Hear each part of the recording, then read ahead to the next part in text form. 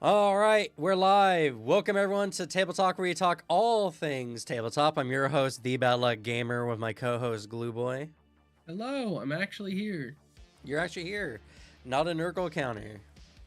Thank God. I spent $10 on the fonts for that Nurgle sicky I'm so font. thankful. I'm so thankful for your sacrifices that you make. You should, and all y'all should be. I bleed money just for you. No, but also have a new mic, so if any audio issues come up, please let me know. I've been fussing with it a little bit, but anyway, hi Gabriel, and hi Oyman. Pecs hurty, yeah, gym day. I hopefully soon will start going to the gym. That's the plan. Probably next month if we don't find any finances between here and then and now. Yeah, it can be like just every gym is just so expensive. It's why I have the great hack of I got, well, granted I got it because I was able to get one for free. I just got a punching bag, and then I have a job that requires me to get constant cardio. So I just got the hack where I do it very easily when I don't need to pay for it to go other places. That's fair. And yeah, if your university has a free gym, that makes it easier. That is very nice. Yeah. I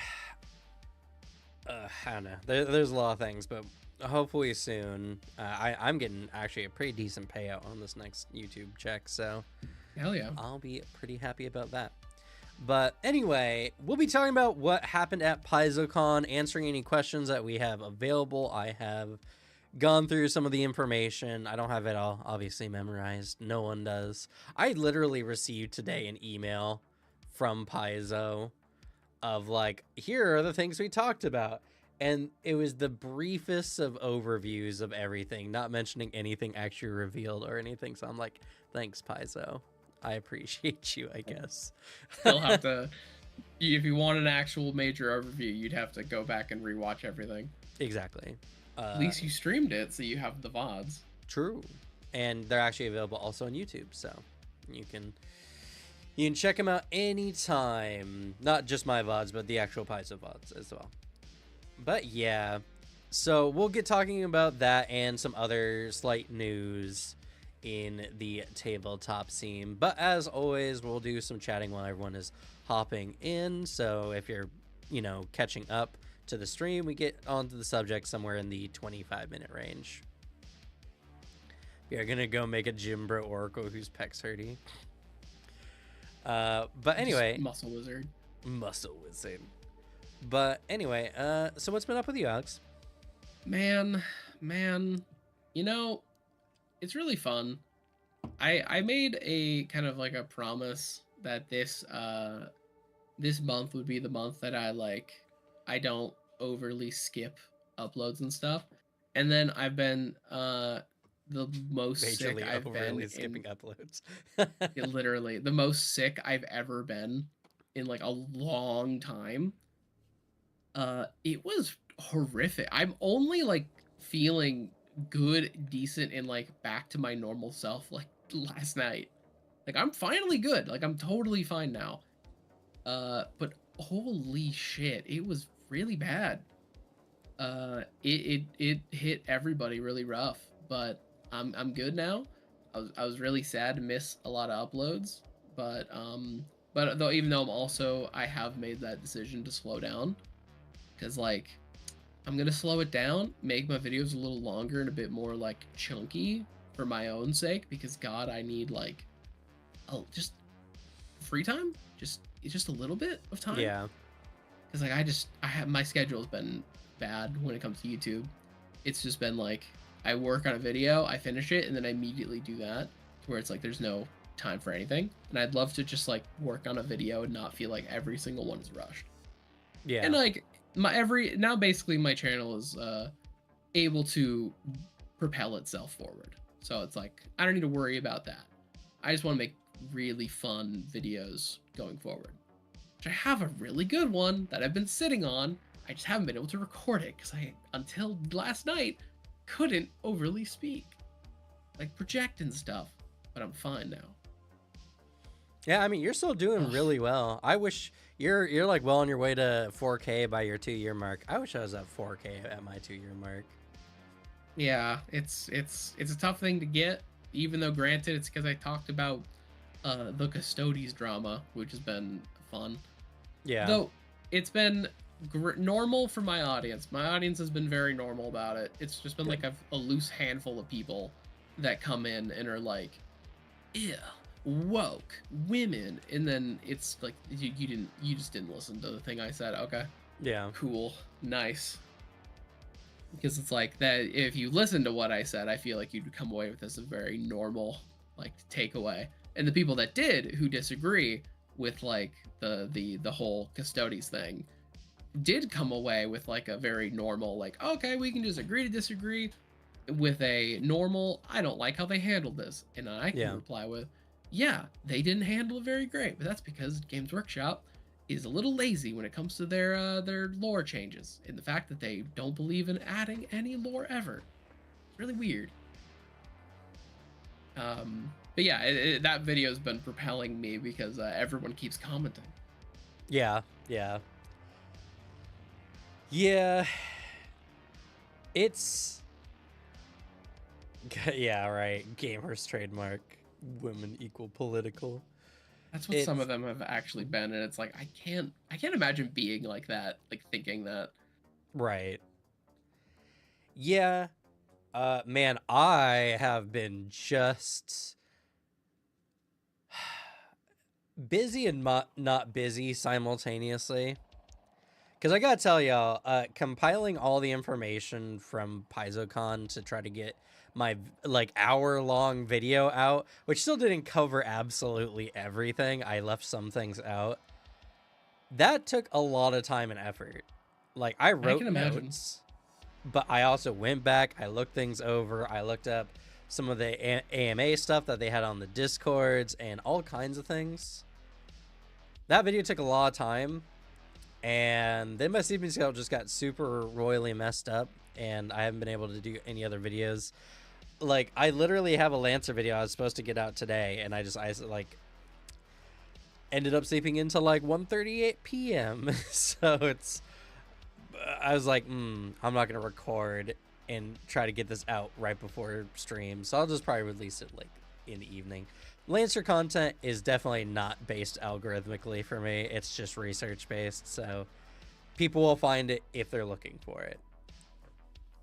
Exactly. Which is why I always release it on my stream days anyway, because it's not going to be hurt as bad by the shadowing from live streams. But there's that, and then there's just me kind of game planning what I'm going to do throughout the next like month and a half.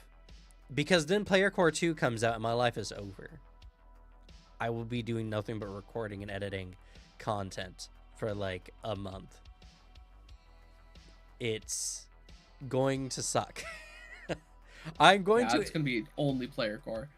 The worst part about it, Player Core 2 is full of more player options than Player Core 1 was. Oh my god. So my life is over as soon as that gets delivered to me.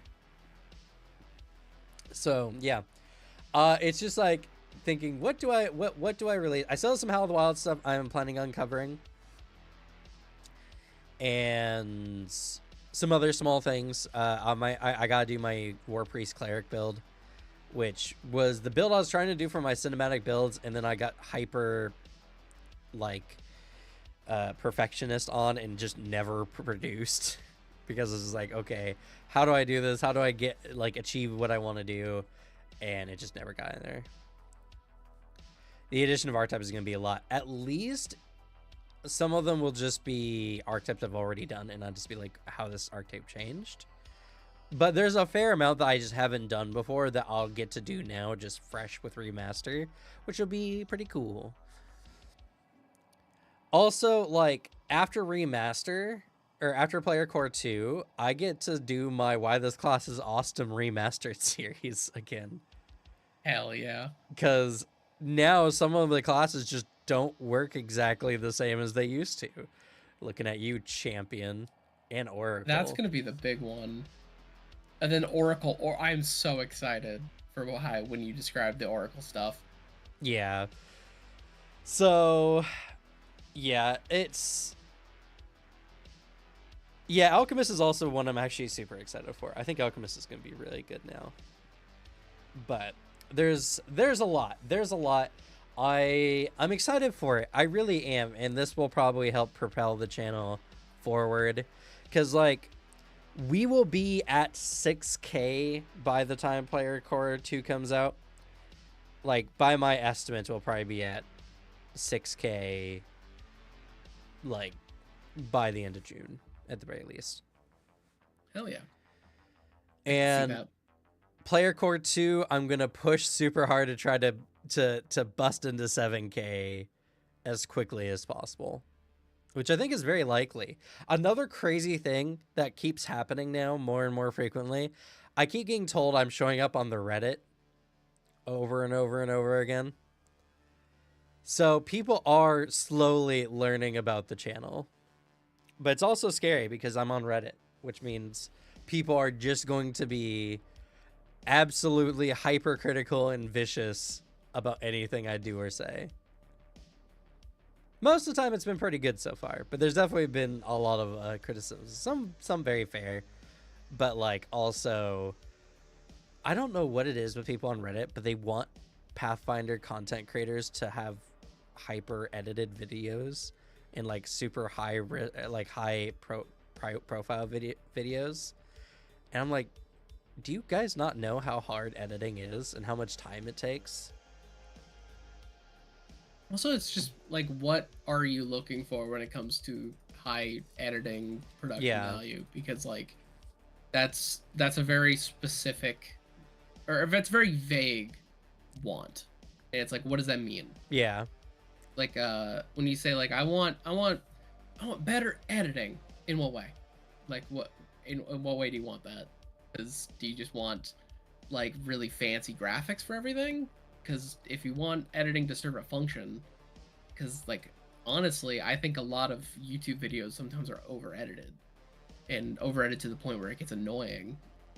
Because I think some people need to have jingling keys in front of them. Where I think like for me, for tabletop content, sometimes all I need to see is a person telling me a thing, and the thing they're telling me about to be in front of me. Yeah. All I need. And I mean, to be fair, right, there are definitely some things I could be doing. It's just it's always a question of balancing, right? Yeah. Like, do I put in 10 more hours of editing for relatively the same amount of views? Hey, maybe like a couple thousand views extra? Or do I just get it out and not stress about it, you know? Because in the end of the day, it doesn't make that big of a difference. No, the only thing that would, I think, like editing wise, need to be done, and that's even like not even saying it's something that's lacking, but saying like it's the only thing I can picture needing to be added to your, or just like the extra editing that could be done is, for example, in post, going through, and if you like flub a sentence in something, clean it up, or like if you get a rule mistake, essentially edit around it to the point where you're not going to get actually, Right. like that kind of thing. That's the only bit, which wouldn't take like the most time, but essentially it would be in editing, catching something before someone else catches a thing for you. Well, and to be fair, like this happens to me all the time where like I'm talking about a feat and I'm like, "Oh yeah, this would also go really well with a feat from unrelated class or thing." And I'm like, "I think it's like level 6 or 8 or something." I'll say that. Because it's not relevant to what I'm talking about. The level specifically of whatever the feat is not relevant. Yeah, that part is definitely not. But people are like, he doesn't know what he's talking about all the time. He's just never sure about what he's talking about. The creators of the game aren't sure what level any particular feat is most of the time. No, because it was the thing I cut out of your videos when I edited them was the parts where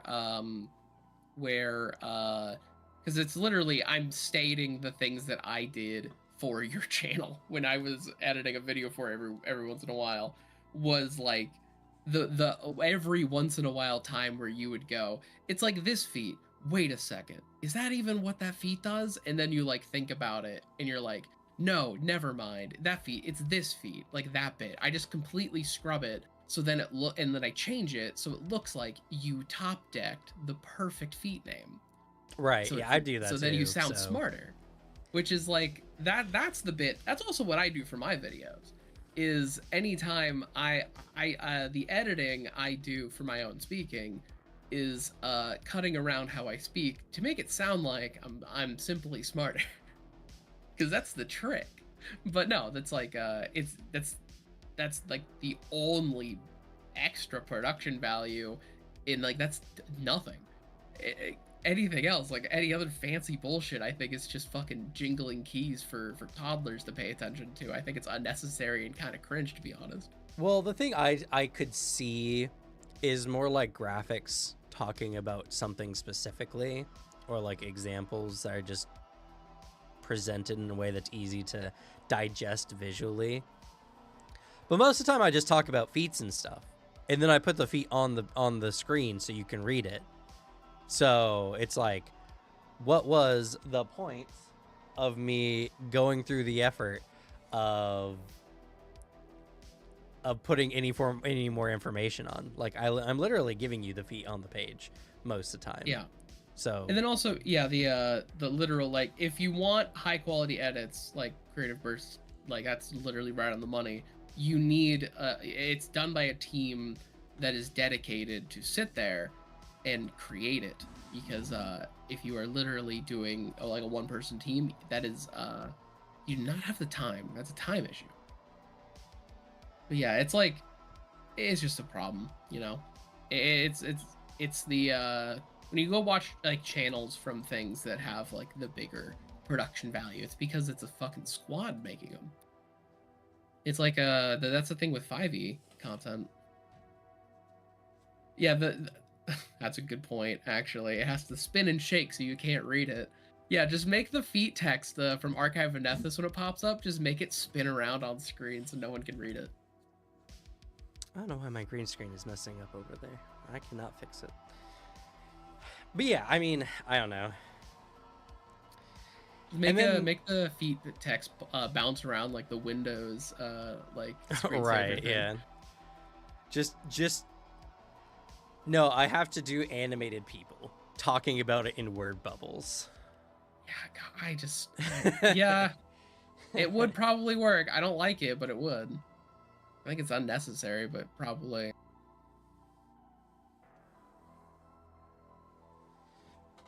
Cats are always messing with my green screen, and it is causing problems.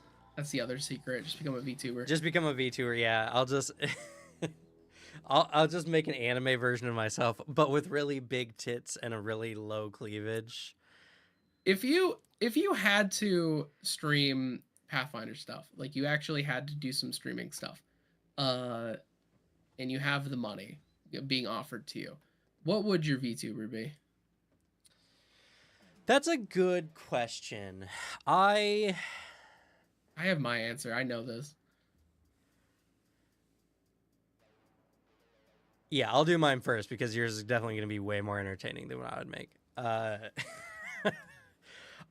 Well, honestly, what I would probably do is I'd probably make a really like badass anime character, or like not anime character, but like anima. You know, anima's like art style and everything. Yeah, get WebM involved.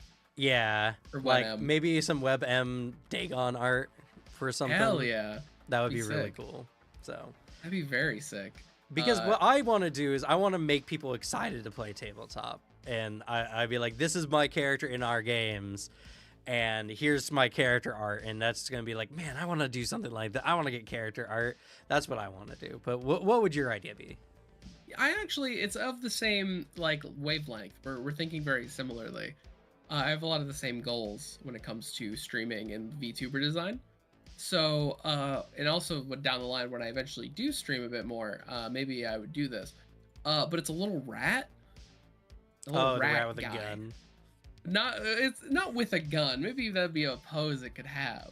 But my main issue is I think a lot of VTubers are cowards for having humanoid or pure anime aesthetics. When I want a rat in the same general kind of concept and design as the low poly rat from Halo 3, but then you can slap on a little custodian helmet, and the rat is small, and it can sit on little like chat or in like little windows, like a little like the chat box or like a game capture window, and it just sits there and it can like kind of move around, but it's a little rat, because I feel like that fits my identity a lot more than an anime boy would.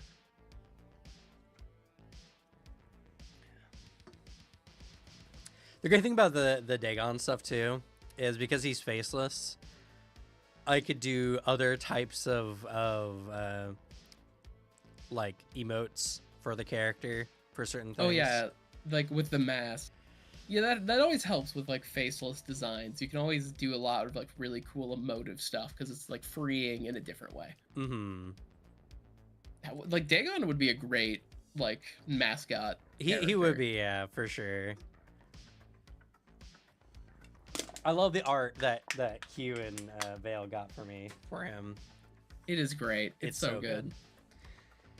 But yeah, anyway, PaizoCon, what happened?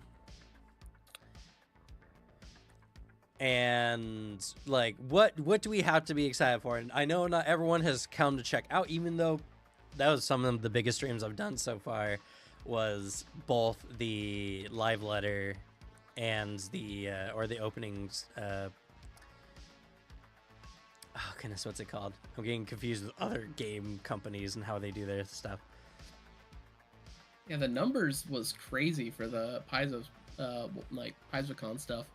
Yeah, well, in the remaster panel especially, we got like 60 plus people. The remaster project panel, it was the opening note and opening note. There it is. Yeah, Starfinder 2e. Yeah, wait, man. Would you be mewing for your VTuber? I mean, it sounds like it.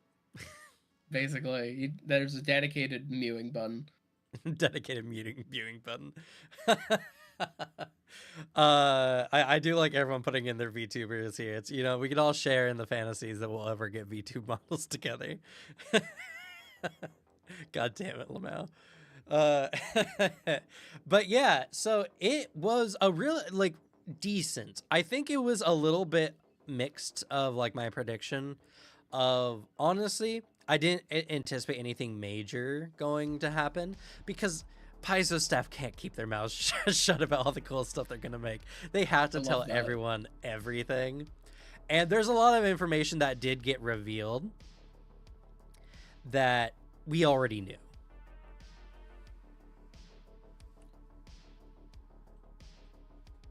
Which is like the stuff that they've talked about in previous, like the big War of Immortals drop. Yeah, well, like that there's been some other streams I didn't even watch, even some of our talks with them, all that stuff with that one guy. My dudes, I had an idea of a game I wanted to run by you. Start at level 20, then you progress by adding levels in the second class via dual class system. Thoughts? I mean, it would suffer the problem of any level 20 starting game.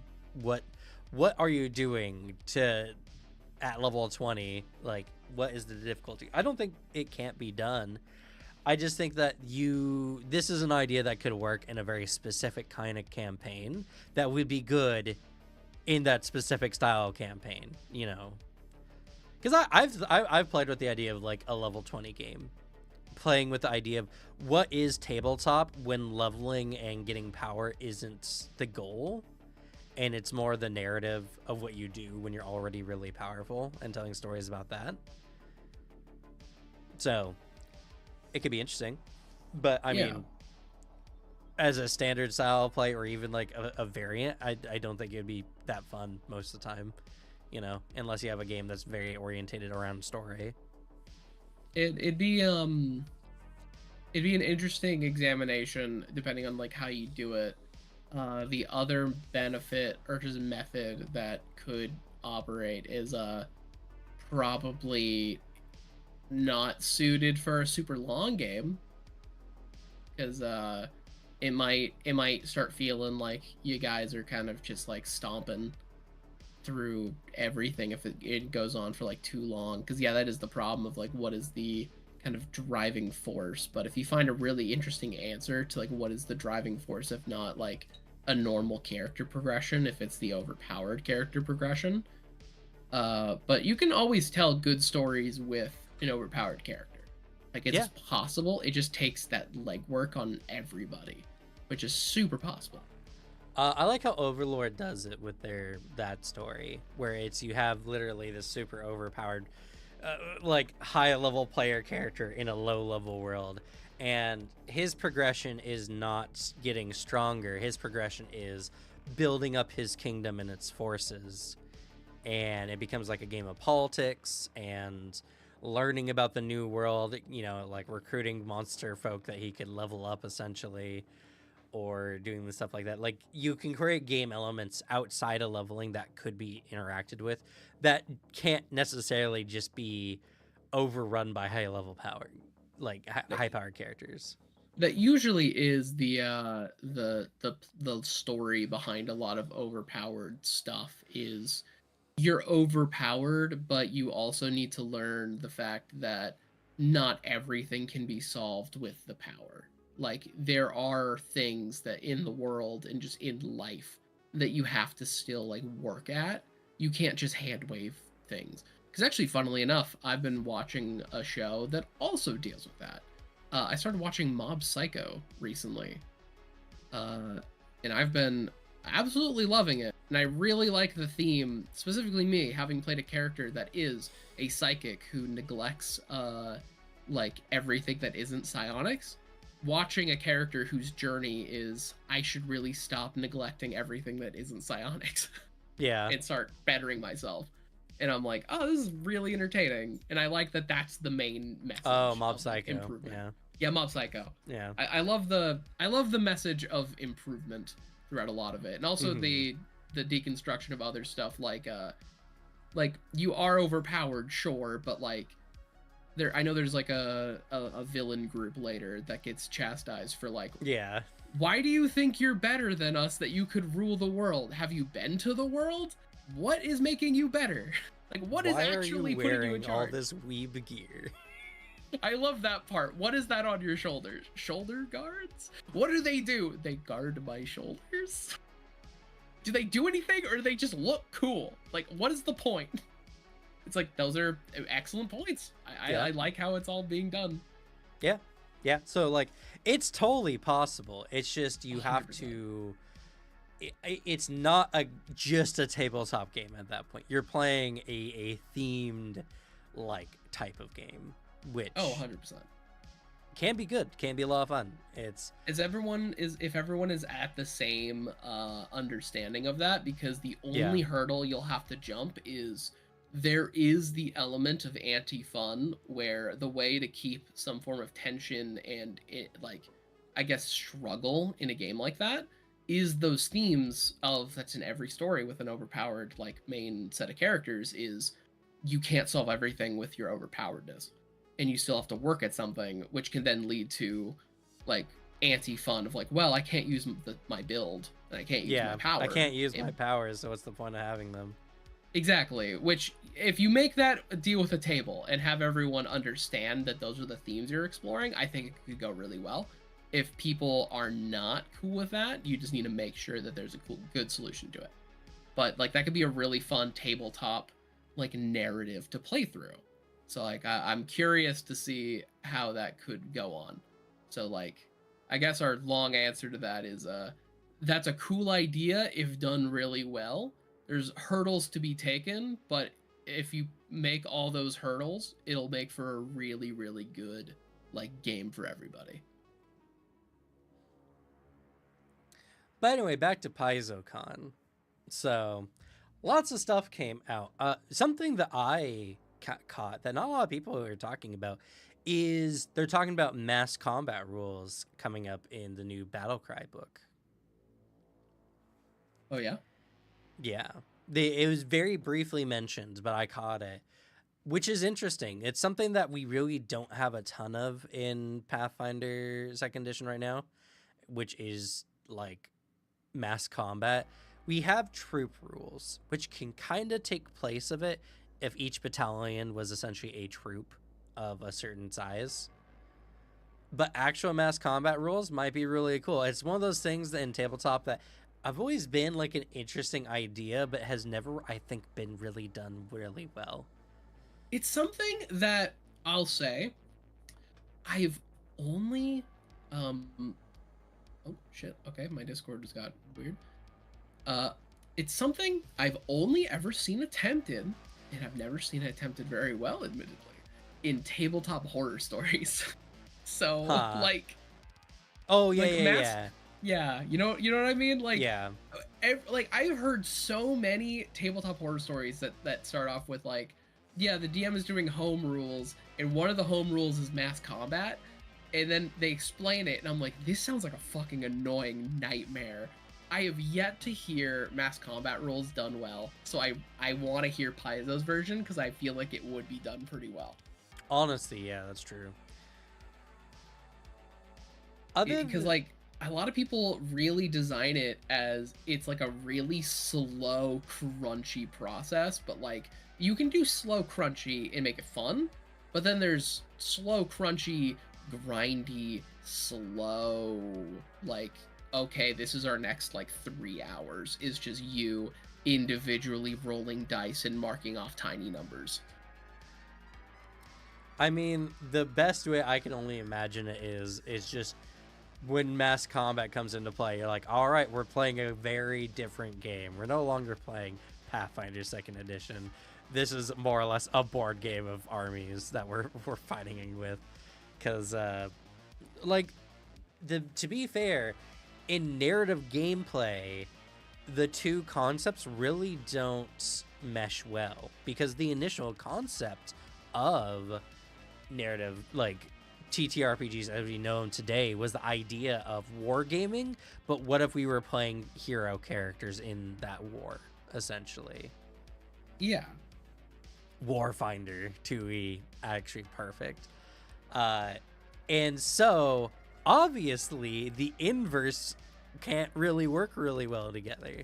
Because, well, yeah, sure, you could be telling a narrative of wars that wars are only like a set piece in narratives more often than not. And when you do have characters interacting directly in a war, like many Chinese like warrior games, or even some of the Japanese like warrior games where you're going through and you're cutting through a bunch of people, those are the story of individual characters just dealing with a lot of moot characters at once. More or less, there's not a story to be had between you and this army. There's a story of you dealing with this army. So in the end, I'm interested to see, because it's something that can change your game. You know, it can change the very style of what your game is based on outcomes. It can be a whole different experience. And yeah, I think honestly, it's been me. I've been mulling on specifically how you've put it of like, I think it's the best point of it is it's really interesting how tabletop role-playing games did really come out of that split historically between like a war game, narrative roleplay, like on that split, and combining it. I want to see how it's done. I think Paizo could do it, could make a fun mix. I feel like it could be done well, but it probably is gonna feel like, all right, time for the mini game. Yeah. Like, because it's just like, I don't see how you're gonna do anything extra crazy, because if you want to do like a narrative thing, you do like a rules light kind of battle, like pitched combat, but also like at that point it's not really, doesn't feel like a pitched combat mode. Yeah. Mass combat, that's not it. That's just, it has to be kind of crunchy and big. I'm really curious how that's gonna work. I want to see it. I can't wait for that book now. Yeah. More. Honestly. And yeah, I'm aware they did army combat in both Kingmaker and Wrath of the Righteous, but in both those games, they were just a different game mode. And some people didn't like it. And so I didn't like it in Wrath of the Righteous. I thought it was really boring. I need to go turn the air conditioner on. Oof, that's fair. Yeah, like, though, granted, it didn't even feel like mass combat in Wrath of the Righteous. It was just, it felt like, I don't know, it felt like a really boring strategy game. Like, I just definitely was not into it. And, like, I don't see them doing it like that. Honestly, it was more boring chess, strangely, for Yeah, pieces that had abilities and stuff and ranges. it was just, God. It was But so fucking, it was such a snooze fest. But if you give me an interesting game mode that I enjoy, that I could be like, man, I could just play this by itself, then sure, I'll be all for it. Yeah, if it's something fun that you can toss in, like, you like, which is definitely, I think, what they want it to be. It's not going to be like every session is going to be a mass combat, but like, Right. you know, something it's like, all right, we're going to do this city is being sieged. Let's lead the counter, or like, let's do this mass combat. Let's roll this out. And it's something you do like once every like 20 sessions or something. Like, that's the kind of system it serves. I bet it'll be fine. I don't know. I definitely think there are some innovative ways to do it. Kind of like there's been a few games where it was simultaneous, like 4X and like first person, where you could take your army and then you could jump into an individual soldier to fight yourself to sway the odds in your favor. Not enough. Not barely any. I've been hunting for those games for years and I can't find them. But they do exist though. I do know several. I can't find them. So It's maybe like, they'll have kind of like a telescoping style of gameplay, you know, where it's just like you move your army and then you cut to like an in combat, like what your character does to adjust how the outcome comes out. I don't know. Like I said, there's a lot of interesting ways it can be done for sure, but it's definitely something that, like, at the very least, I'm excited that we're going to be talking about it. And I'm very excited for Battlecry as a book in general, because all the books up until this point have been very much in tune with mostly Magic to some degree. Like, yeah, and some styles of characters, true. Like, Kineticist isn't technically a Magic character, even though they're essentially a Magic character by design. At least in War of Immortals, one of the characters is a really, really cool martial character archetype that I think is very fun. Well, character type that is very, class type that is very fun. But, you know, there's just a lot of stuff that's just tied to Magic or tied to the high fantasy parts of the game. And I'd love to see a lot more grounded martial book, you know, that adds a lot less Magic and a lot more grit and dirt into the game. I think would be kind of cool. And honestly, I'm super excited too, because then they started talking about Starfinder stuff. Starfinder 2E looks like it's going to be sick. It looks like it meshes so well with Pathfinder. If you know Pathfinder 2nd Edition, you're going to be able to play Starfinder easily. And hell yeah. That's essentially what Starfinder 1E was anyway. If you knew Pathfinder 1E, getting into Starfinder felt really good. In fact, it felt cleaner because they really tightened up the gameplay when it came to Starfinder. And so Starfinder 2E is something that I think is going to be very interesting. Also, it looks like characters, because like in 1E Starfinder as well, it wasn't as class focused as Pathfinder was. Like your character's background and your race were very important aspects of your character actually, and affected a good amount of things you could do. And it does seem like they're gonna have some combat-esque feats in the general feat section of the game, which is kind of cool. So I'm curious to see how it all kind of comes together. Also, the way you can like add attachments to your armor to do. Oh, like armor runes.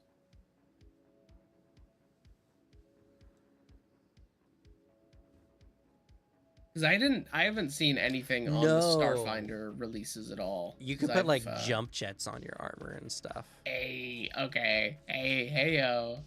And other really cool things like projector shields and all that kind of stuff. Yeah, they don't use runes. They have like a quality system.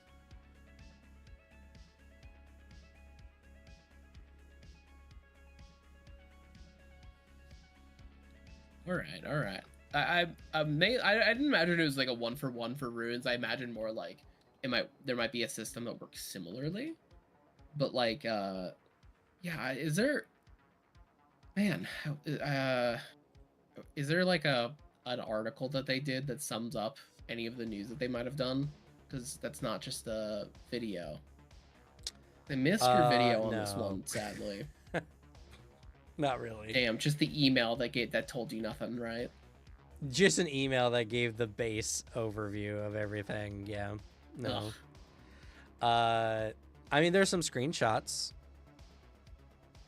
of like the character class and some of the equipment and everything like that, which to be fair is mostly what I'm pulling from anyway. I can toss a few of those your way on Discord. Yeah. I'm super curious about the Starfinder stuff because it's the stuff that I've seen literally the least about. Because you told me some of the when we did our live play, the stuff for Pathfinder, and I was very, very intrigued. All the archetypes sound super cool. I'm very excited. Also, I got some information wrong. Apparently, there are going to be versatile heritages in the playtest. So that's also really, really cool, which is very interesting because they didn't really have much of that before. So I'm very curious to see how that really ties in. There we go. Boop.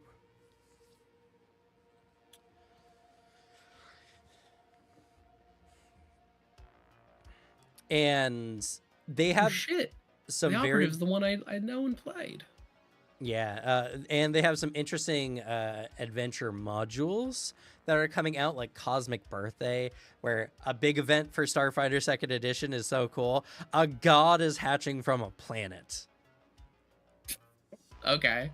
So, yeah, they're...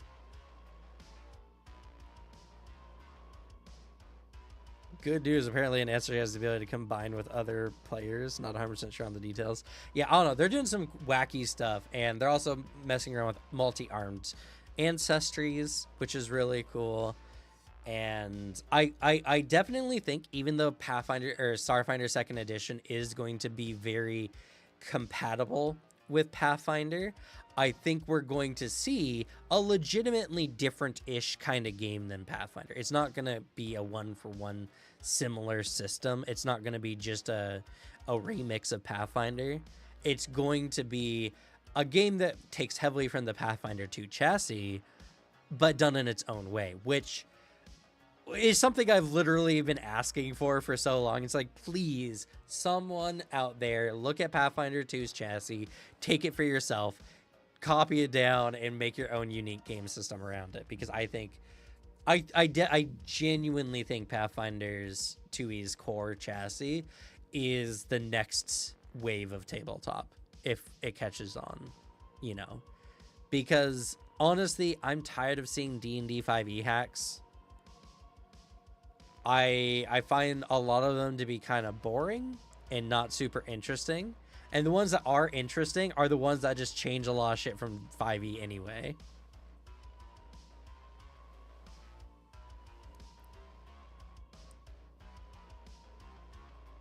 these spells are very cool. I gotta say, Injury Echo is such a cool concept for a spell.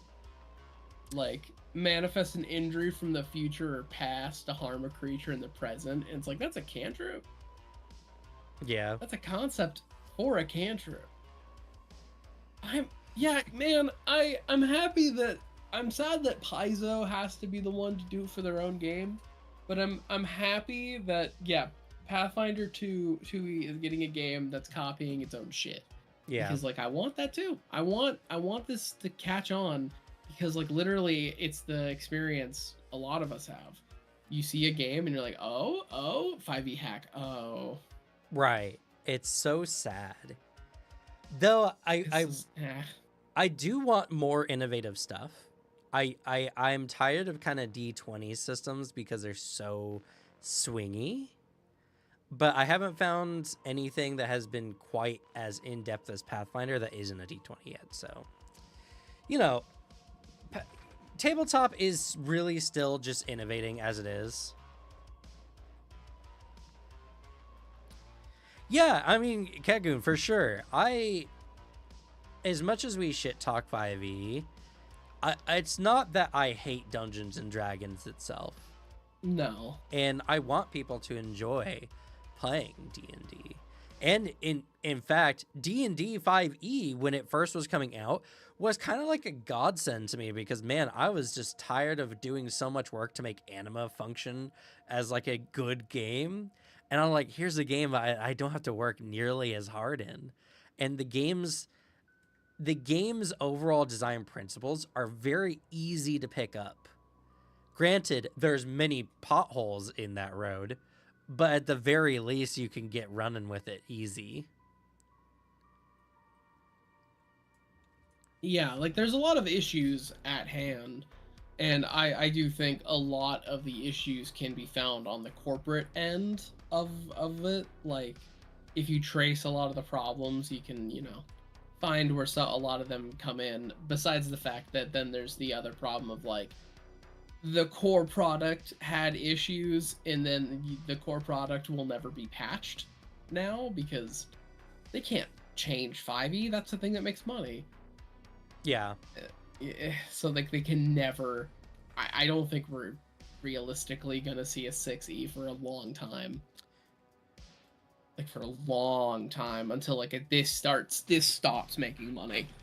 Yeah, we'll have to see. Yeah. It's kind of like Minecraft, where it's just like Minecraft.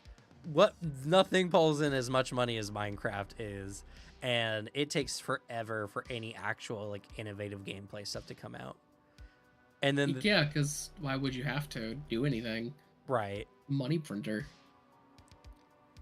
No, let's just make skins instead for exactly. Minecraft. So at least that'll make money. That'll at least generate you money, because like, what do you gain by making an update? Like, right. The people who already paid money for your game are happy. They're not making you more money. Yep. So like, there's no point. Yeah, I totally agree. Yeah. Yeah, it's the sad reality. It sucks. Because I wish that people who like these games were being treated better. I say that also as someone who plays D&D, like is in a D&D 5e campaign right now. Yeah. Like I'm someone who's the most critical of 5e in that campaign. I'm the most like anti D&D, but I can also, when I'm not annoying about it, like I'm not gonna shit talk a game people are like having fun with and like really loving, because I'm not an asshole. Well, there's time and place to be that person, because it's like the guy that you played games with for a while, Cam. Yeah, who just literally could not stop talking about how he preferred D&D the entire time, and I'm just like, man, you're just not fun to play with. We're playing a game we thoroughly enjoy, and you're just sitting here shitting on it the whole time. There's a time and place for critiques. I have made there you can make your opinion known without being a dickhead. Yeah. Which is what we've done, because it's a thing called social etiquette. But yeah, like but then you also look at it and you're like, I do wish for the people who are having fun with this and like do fully enjoy the product that this is for all of its faults. I wish that in the future they will have something better and that they will Yeah. be treated better and will have something and releases where they can get super hyped and be excited like we can for PaizoCon and like Starfinder 2e and like all this stuff that we look at and get hyped over because it's like genuinely high quality. And then you look, then like a release comes out and it's like, oh shit, what's our big announcement stream? D&D Lego. Yeah, D&D Lego. Man, the D&D Direct last year was the biggest laughing stock of D&D. It's just like, we're not going to talk about our actual tabletop game. We're going to talk about all the properties surrounding it, including a new Minecraft mod. It's sad. It Like was also so sad.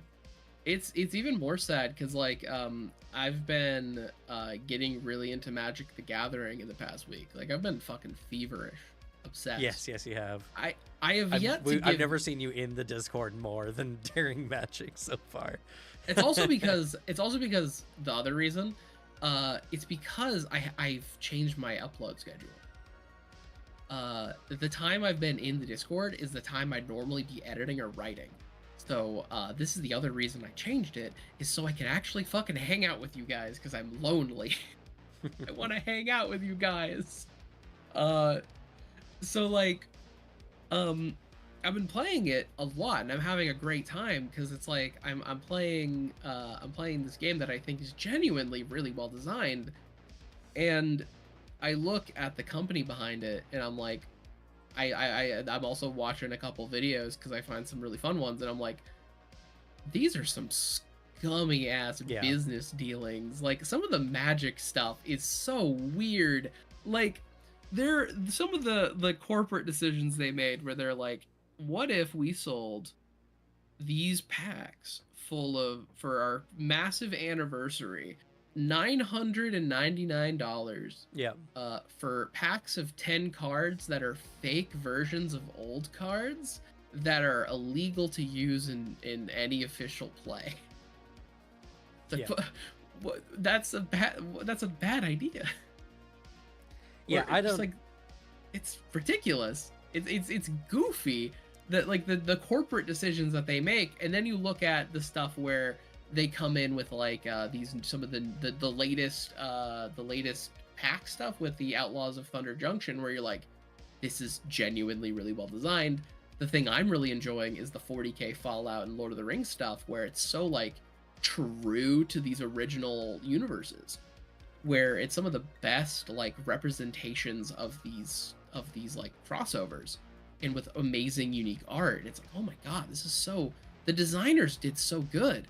I feel really bad for the corporate overlords that like rule over them. Yeah, that must suck. It's absolutely tracking. Yeah, definitely. Imagine if Paizo announced Pathfinder Quest and nothing else during the keynote.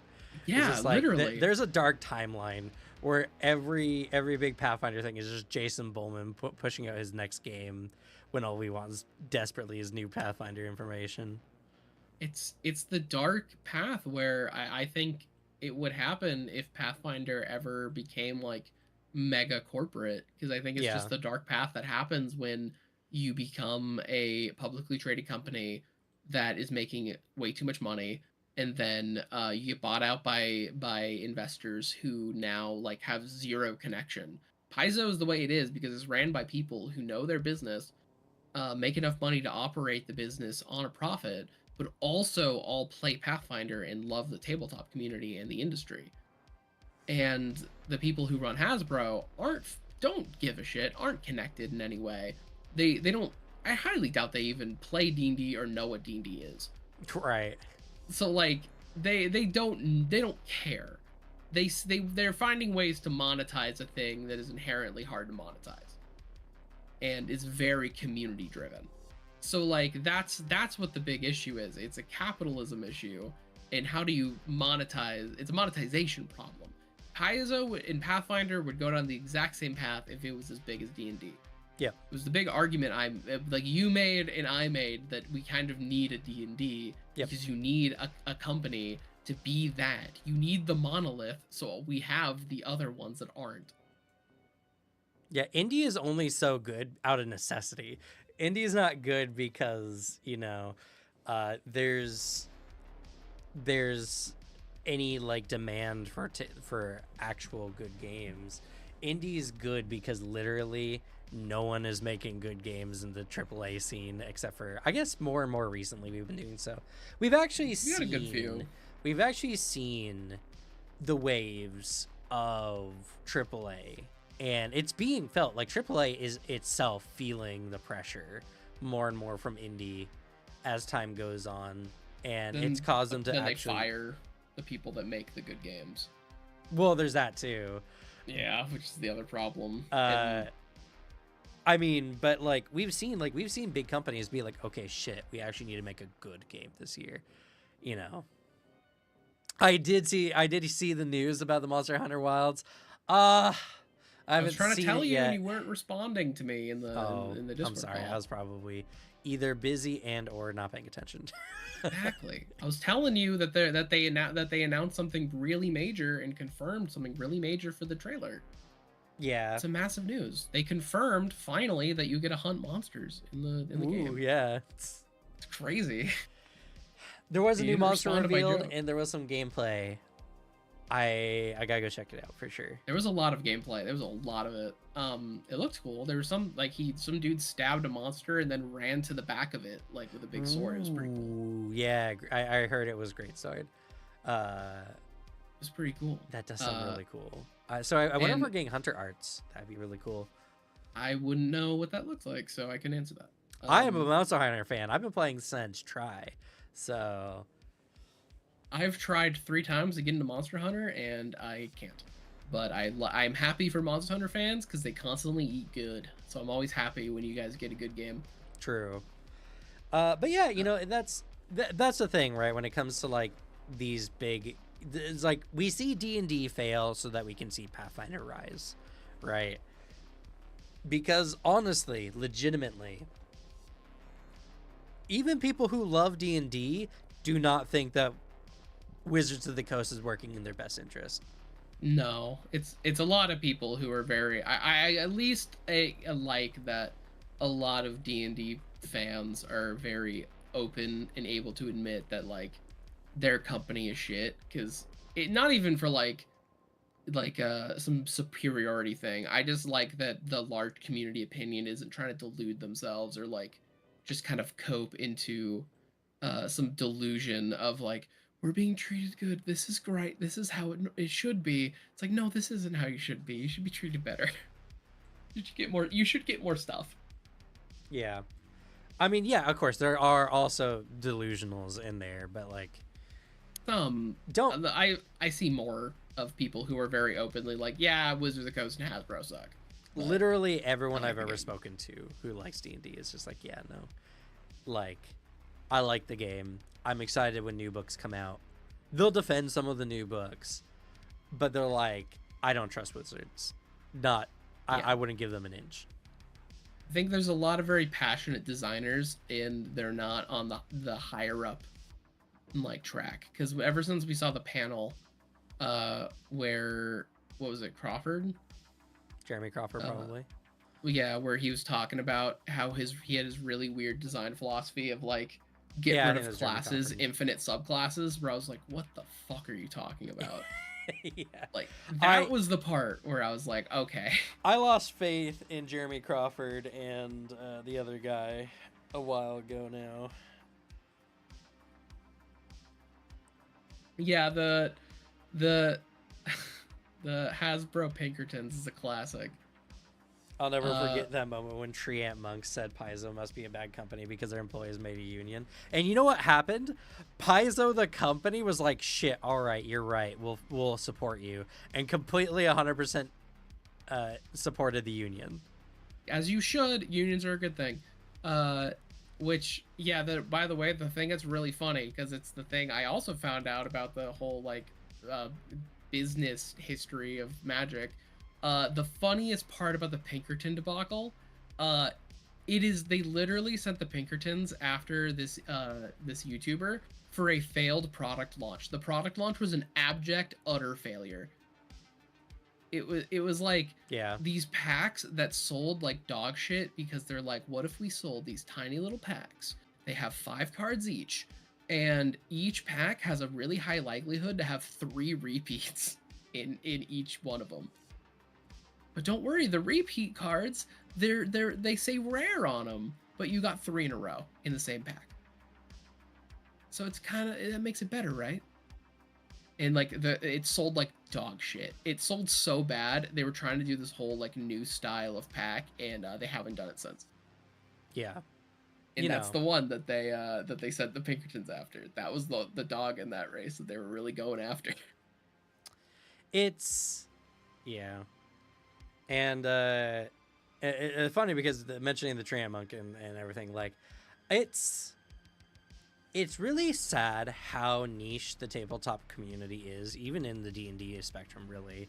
Because, like, when you have high-profile D&D channels, I can name, like, 5, maybe, right? There's not, like, a super ton of them. The hero worship of various internet celebrities in every field is just sad when we have so little to work with. Because everyone is prone to being wrong, you know, and making some pretty, like, big mistakes. Like, I like Mr. X, but we've gone over tweets and his terrible takes. I made a video on one of the terrible takes he had on Pathfinder and everything. And it's just like, and there's people who would defend it no matter what. And this is literally for anyone in the sphere who has gained any modicum of like general interest. And it's kind of sad because it sucks when the tabletop community itself can be super swayed into making choices or like making call outs for certain things in the scene, because it's just like you get internet celebrities saying, hey, please change this, and enough people say it with them that are their fans that the company is like, okay, I guess this is what the audience wants, right? And a lot of times it's just bad. It just doesn't work, or it just doesn't help anything. And of course, obviously there's also cases where that doesn't happen, but like it also can be something where like Mr. X is just hurting Pathfinder whenever he says negative things about it, whether he wants to or not. Or when Bob World Builder was saying negative things about Pathfinder, even though he said good things about it before, one time of him saying bad things can be enough to dissuade people from the game too. Like, a lot of times these people just don't understand how much power they wield. And yeah, and then it's always that tricky bit where it's like, what is the balance between like being open to sharing your opinion, just like, no, this is genuinely my like opinion of the game. Like I like Pathfinder, but like, or like Pathfinder is objectively, I can see the why people enjoy it, but I don't like it for such and such reason. Yeah. And then that, you know, then other people take that and just be like, well, such and such said it, so it must, so I would hate it too. When in reality, if they played it with the right people, they would love Pathfinder and be their new favorite game. It's like the balance. When the real answer is to be an individual, try things for yourself. Yeah, but that's just not the reality of the world, unfortunately. Exactly, it's not. But like, it's just that hard part of like that the answer is kind of difficult. Yeah, I mean, it's like, when is your opinion no longer just your own? Is, I think, the problem with being an internet celebrity, and there's not a good way to go about it in the end, because you can't say only good stuff about everything unless the audience tells you to say bad stuff about something, you know? So yeah, it's just one of those things where you just, the best tactic is to be mindful of the weight of your words and mindful of everything, because you can always mitigate damage. You can always, there's a lot of things that can be said that are like along the lines of, say, Pathfinder is just a little bit too intense of a game for me personally. I would much rather have a slightly chunky rules light game, because I just don't want to deal with all the feats in Pathfinder. That is a statement that is not implicating like complexity or anything like that. It's just saying this game is too much for me. I need something simple, and that's generally okay. People will still be like, "Oh, it misinterpret what you say," and that's just the internet. But as long as you're not clearly saying, like, again, when Bob World Builder said the overly complicated Pathfinder game, which is an inherently just negative thing to say about the game, even though that's his opinion, that's just the way he put it, and that's just the way it got taken. So, you know, surprise Pikachu face when people get upset about it. Even though he likes the game. Like, it's like Mr. Rex liked the game and made a video mostly shitting on it. So, yeah. You know. Yeah, because it's something I did too. When I made one of my videos where I talked about Clan Tremere, and the video starts with a joke of like, I used to I hated playing wizards in tabletop games, but the reality is I like playing tabletop. I like playing wizards in good tabletop games, and I just hate them in bad tabletop games. And when I said bad, I showed a video of D&D, or a picture of D&D. Yeah. And like that was the joke, and that is an opinion I actually do have. I think D&D is a bad game, and I think D&D wizards are boring. Like genuinely fucking snooze fests. But the joke there does not land or make sense unless you have heard literally everything I've ever said in other channels. So when someone said, "Hey, that's a little fucked up that you just did that," and I thought about it, I'm like, "Oh yeah, you're completely right, because this is meant as a joke, but it doesn't hit like a joke because you have zero context on who I am as a person." Yeah. And like any of my actual opinions. And so like the only so then moving forward, the only thing I would really take from that is, if I'm going to make a jab like that, I need to provide the context to show that I'm joking. Though my opinion will still openly be shared that I think Dungeons & Dragons 5e is a bad game. Yeah. But you can still have fun with it. Yeah, I mean, that's why I've toned back a bit over time. Because, like, I realized, like, man, I'm just being exactly what the D&D 5 people hate, you know, which is the Pathfinder player who can't stop talking about how good Pathfinder is in comparison.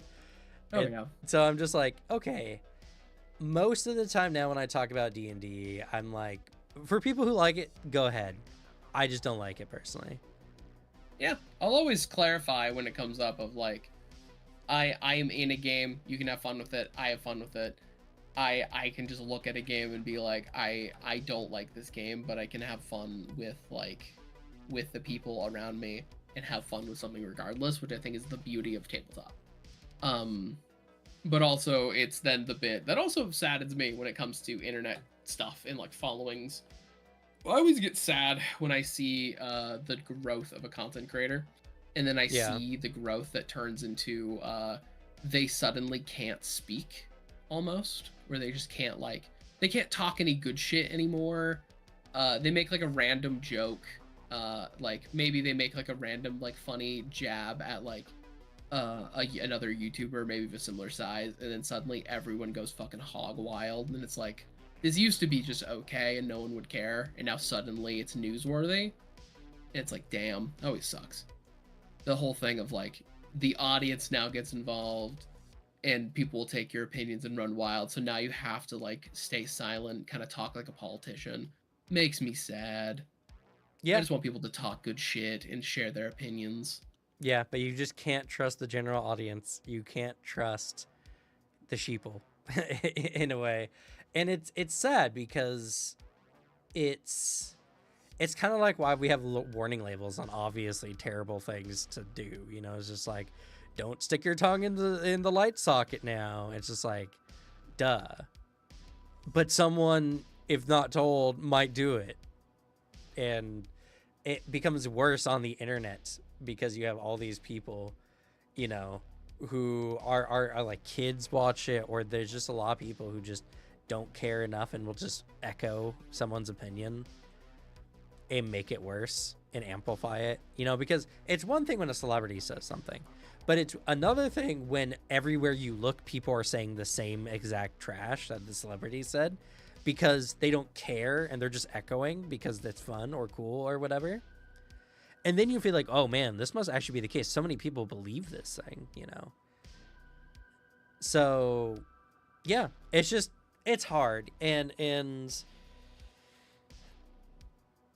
unfortunately, the people who end up doing the best are typically the people who just never have hot takes.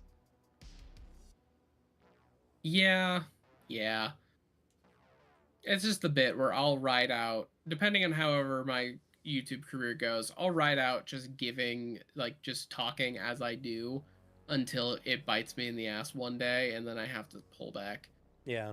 We'll see how far it goes. There's plenty of people online who never gave up the shit talking game and just keep doing it anyway, you know. Yeah, I prefer that. I like me some good hater energy because I think it's funny.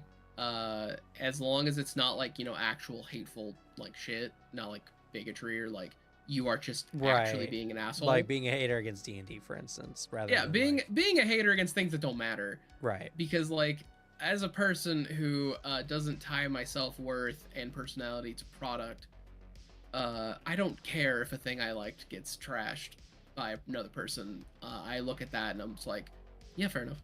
Or my other response is usually just actual genuine interest in hearing where our opinions differ, and then wanting to hear if it's an opinion I think is like comes from a genuine place, or if I think the opinion is like a weird one. It's like, where did you come up with that? Because I just think it's always fascinating to hear where people's thought processes like come from. But like, yeah, I like some good hater energy. So like I will continue on that path, but damn if it ever comes back and hits me because I said something about like a 40k faction. Right. Oh boy, I'd be annoyed. Well, you know, and it's just the thing where like to me it's just I want tabletop to succeed. You know, I want tabletop to become bigger, better, more accessible, more fun. I want to see better tabletop games. So it makes it really hard for me to just ignore when someone just shit talks like Pathfinder, for instance, which is doing so much good to a bunch of people, and just have a bunch of people just lose interest in the game because of it. It's like literally damaging something I care about. And, you know, to each their own, for sure. I will literally the whole Kendrick and Drake shit was something I followed because and sided with. I have zero horse in the race. I'm not a hip hop guy. I listen to it like I'm also not the person who's like I'll listen to anything but country and rap. It's not me. I'll listen to anything if it sounds good and provides dopamine. But like I'm not a person who's listened to Drake or Kendrick. I listened to Kendrick stuff and I loved it because it was absolute hater shit. Just, I hate the way that you talk. I hate the way that you walk. Like, all that stuff. I'm like, yes, this is fucking potent. God, I'm feeding off of it. It was the funniest thing ever. It was so good. That's the kind of shit I want more of. I want someone to go out and be like, I made 3 genius pieces of art about how much I hate you as a human being and I wish you were dead. And it's like, yes, more, please. It's beautiful.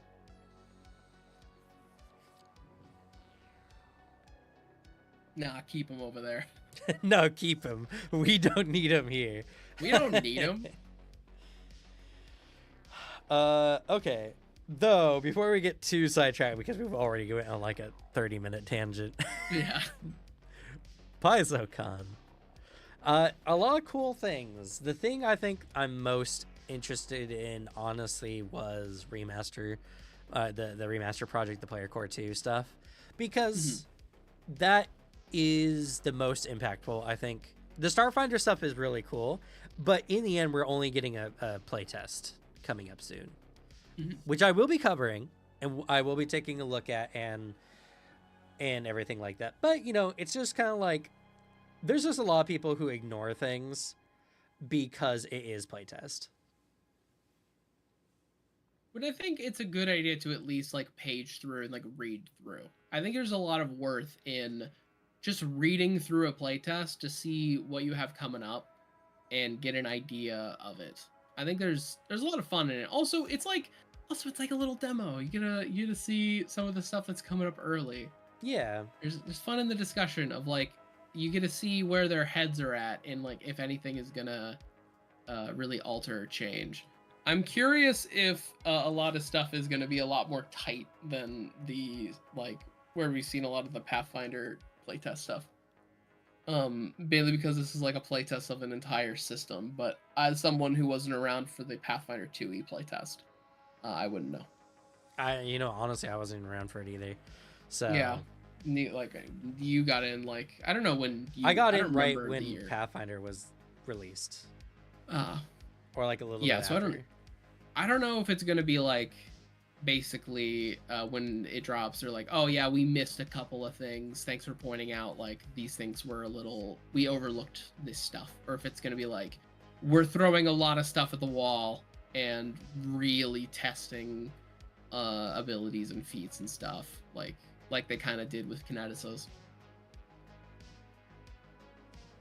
Oh, was the Pathfinder 2e playtest a little wild? I mean, it's just like any other playtest I think they've done. Yeah. Right? I mean, playtests are playtests. Yeah. They're like that for a reason. And if they're wonky and the math is weird, it's for a good purpose.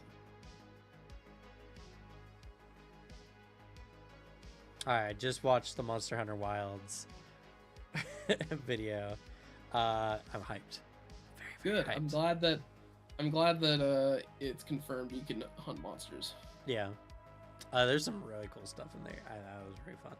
I imagine there's some hype shit that I just definitely couldn't understand.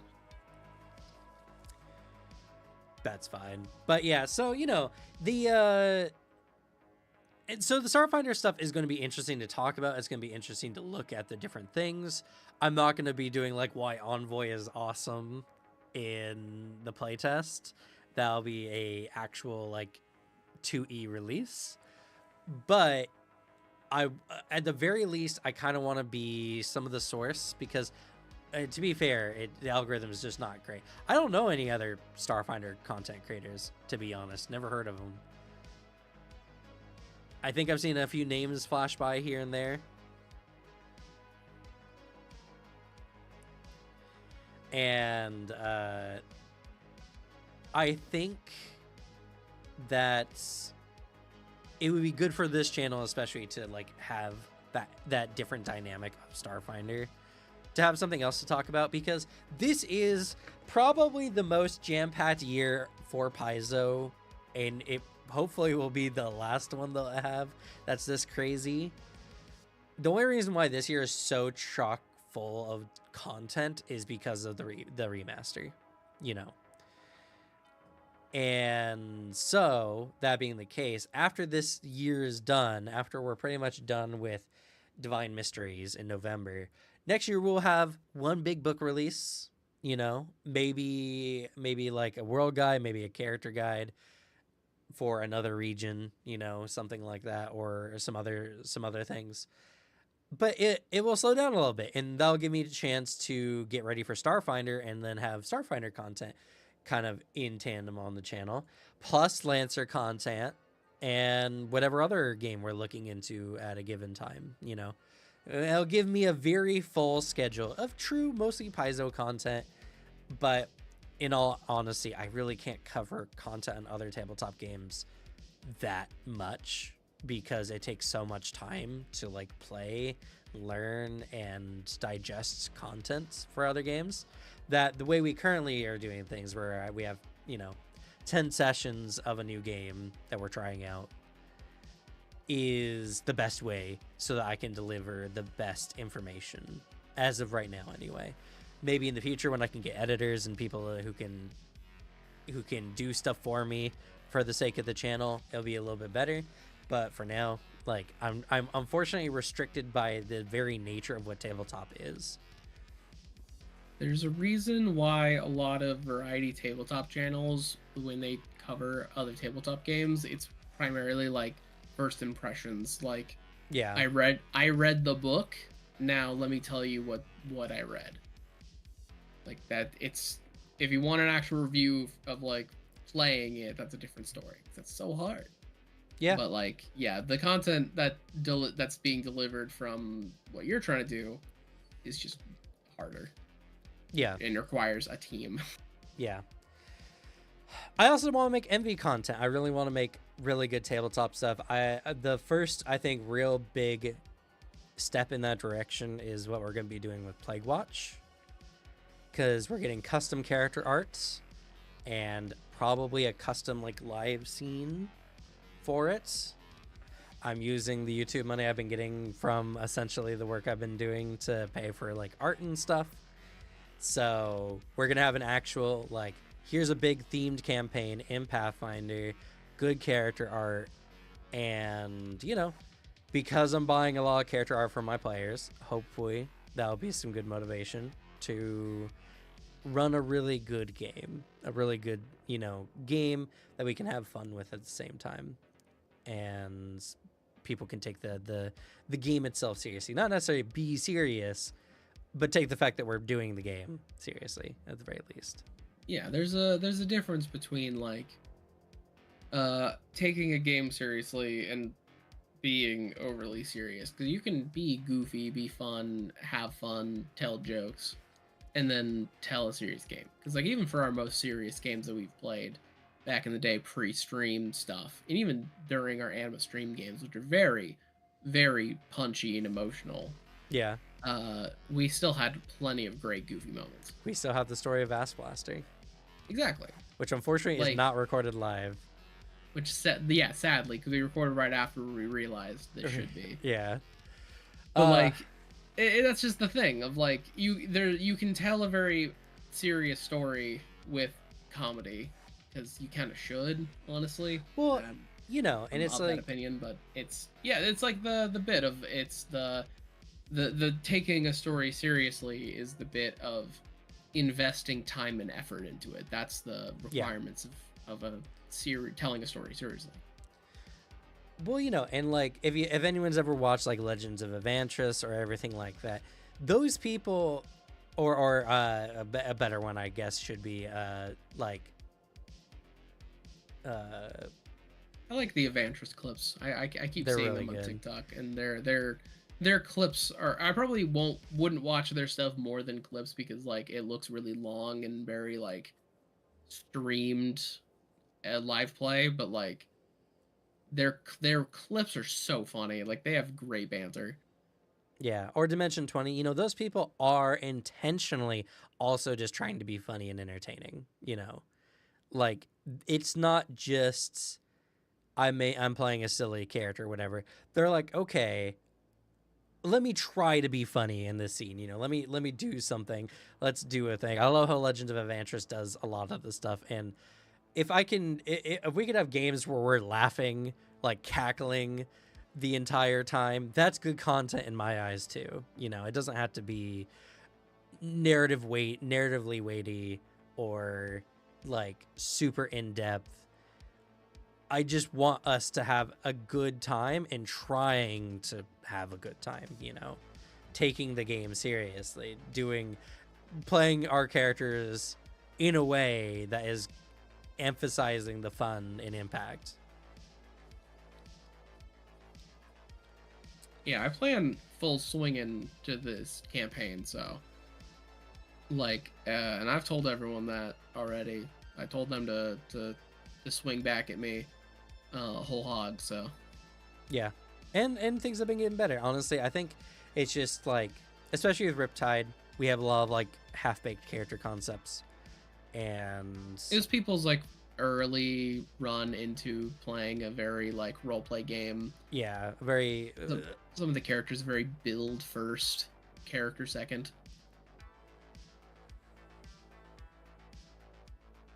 which is like, you know, it makes sense. And then and then it's like around now where we're seeing a lot of people really coming into their own. And so then you put them into a character that they fully thought out from the beginning. Boom. Heard some of them talking about how different it is playing for a camera versus a home game. Yeah, because the thing is like the home game is you're just there to chill, relax. It's not even about playing the game, you know. It's about chilling and hanging with your friends, having your tangents, talking about the things you enjoy during a game. And that's fine. And to be fair, that's mostly how we've been running our games currently. So Yeah, like I'll be completely honest. The way we run our games, the fact like I'm not directly on camera, like with a webcam, um, and all that, like I I play literally the exact same way, uh, and I make the same decisions, uh, if I was at a home game. Uh, it's just like I play, I play the character, I role play, I will yes and everything, I will initiate, I will go whole hog because I like tabletop. It's the thing I've said multiple times on stream and off of like, to be honest, it feels exactly the same as our home games, except Cam presses a funny button at the beginning of the session. there's a lot of times where players forget we're even streaming. Like, Yes. so we definitely. I've forgotten we streamed some of the anime games, to be honest. Yeah. Like while we were doing it. Some of the really punchy, like emotional scenes where The tears came Rosencrantz up. arc was all recorded.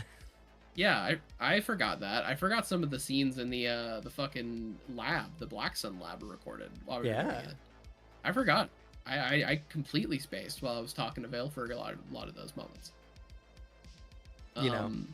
Like that's just how it be. I forget, and like and also like I already come at it like we're not streaming, because I'll play the same way.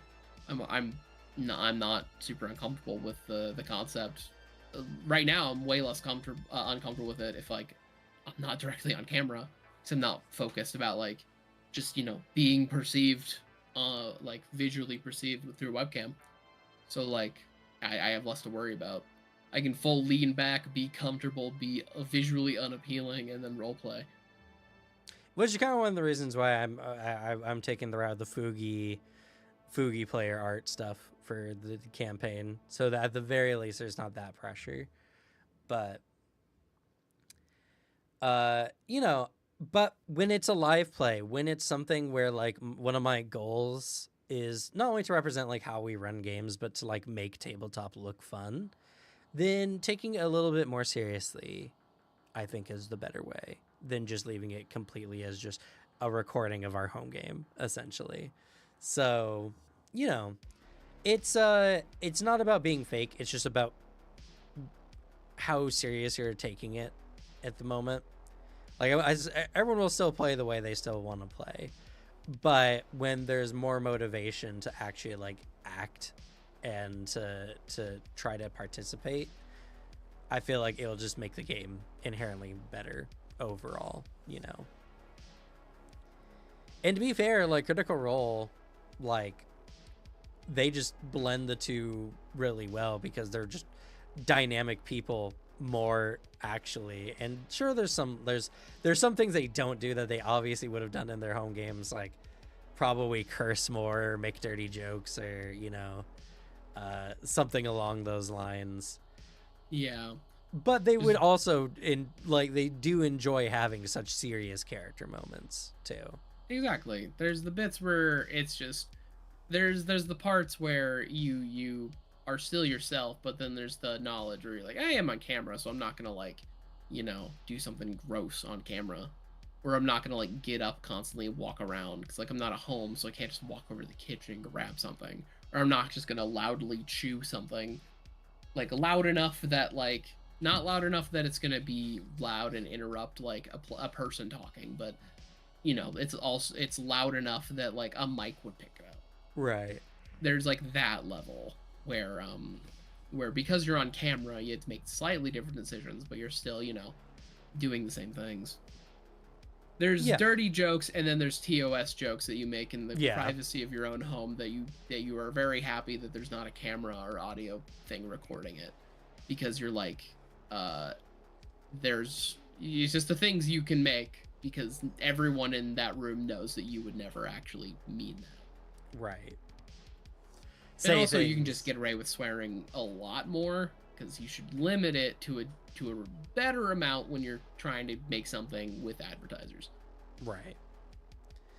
You know, and we'll see. We'll see how it turns out in the end.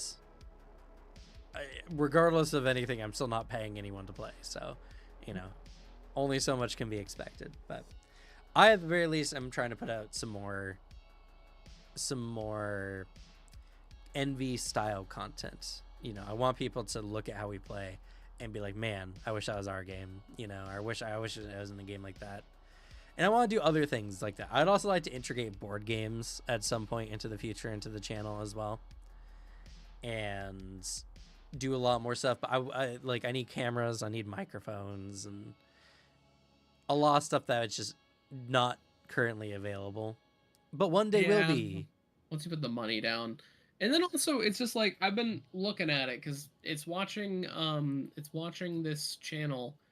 As like I watched a video of it, this one channel as they played a game of Magic. So I was curious how like big multi games of Commander worked. And I was fascinated by how recording a game with a lot of people and moving parts worked, because I was like, this is simple. This isn't like this is like this just requires the equipment, but it's all stationary, and it's like, oh, this is the money. Once you make that investment and put everything like up, you just don't have to touch it, and it's fine. But it's just like getting everything put up is essentially the thing. Yeah. But it's like, that's the nice part about like about board game recording stuff. Once you know the right angle and you get the lighting good, you're set. And it's just lav mics, and you're set. Yeah. You know, so I definitely have the intent once the channel gets there, which, you know, honestly, like, I've been so happy with some of the, like, how How of the Wild turned out. And my numbers from How of the Wild are dwarfed in comparison to, like, what Ronald the Rules Lawyer or, like, No Nats do, you know, in a given day. And it's just like, man, when I get to that size, how much more would I be making, and how much more could I do with it, you know? It's and they're not even big. Like, No Nats isn't even big. He's an incredibly he's a big fish in an incredibly small pond. And when you get like 100K subs and you're getting like, you know, 25K views a day on stuff, like, you can do some stuff with that for sure. And that's kind of what I intend to do. It's just all about getting there. But going back to PaizoCon, it's a very terrible stream. We've barely talked anything about actual PaizoCon. Let's at least finish up the last 20 minutes talking about some of the cool class changes that are coming in. So, Alchemists got some very cool changes. Starfinder 2E Melee, I don't know yet, so we'll have to see. This is a PaizoCon stream. Fair. Apparently. Fair jab. It hurts, but it's fair. Alchemist, though. Alchemist is getting some really cool stuff. I'm genuinely excited. I just haven't looked into the soldier play, to be fair. I will start when the playtest comes out. Because I think they're also tuning stuff up for the playtest as well. So that'll be really my first step as far as the channel is for Starfinder. But Alchemist is going to be interesting. Now, they did specify that they're not talking about Alchemist's proficiencies. Yeah, which tells me they're not planning on changing Alchemist proficiencies. That's cringe. Well, they said they weren't talking about it specifically because they couldn't do it in a way that contextually would make that people wouldn't have the context for and would misinterpret. Because what I believe, they might be doing it in a weird way. Well, so what they're doing, they did mention it. For instance, there's a new feat called Mutant or Mutagenist Physique that will give them bonuses while under the effects of like Quicksilver Mutagen or Bestial Mutagen, for instance. So, what I think they're going to do is they're going to introduce alchemist feats that will give them bonuses to their attacks and stuff while doing specific alchemisty things, like using mutagens or throwing bombs. So they'll have a bonus in other ways that'll make up for the lack of that proficiency gain. Correct. Okay. That's what I feel like they're going to do. But Luis, I believe it was Luis Loza, who said that they weren't going to talk about it because it wasn't going to have the right context for the people and people would misinterpret it. Was it Logan Bonner? Oh, you know what? I think it was Logan Bonner that was saying we just don't want to talk about it because people are going to misinterpret what we're saying. And so that's what I think they mean, is they're designing Alchemist in a way where it's not going to be right away. I think Alchemist is going to have generally the same-ish progression. Maybe they'll get these feats starting at level 8, but not sooner than that. But that's just my guess. Because they did want also Alchemist to feel good, and they see that people are complaining about, like, I'm playing a mutagenist, but it feels like I should just give my mutagens to my combat party members rather than me because of the numbers, even though that doesn't make sense math wise, but you know, whatever. Also, they're no longer, their reagents are no longer like a thing, kind of.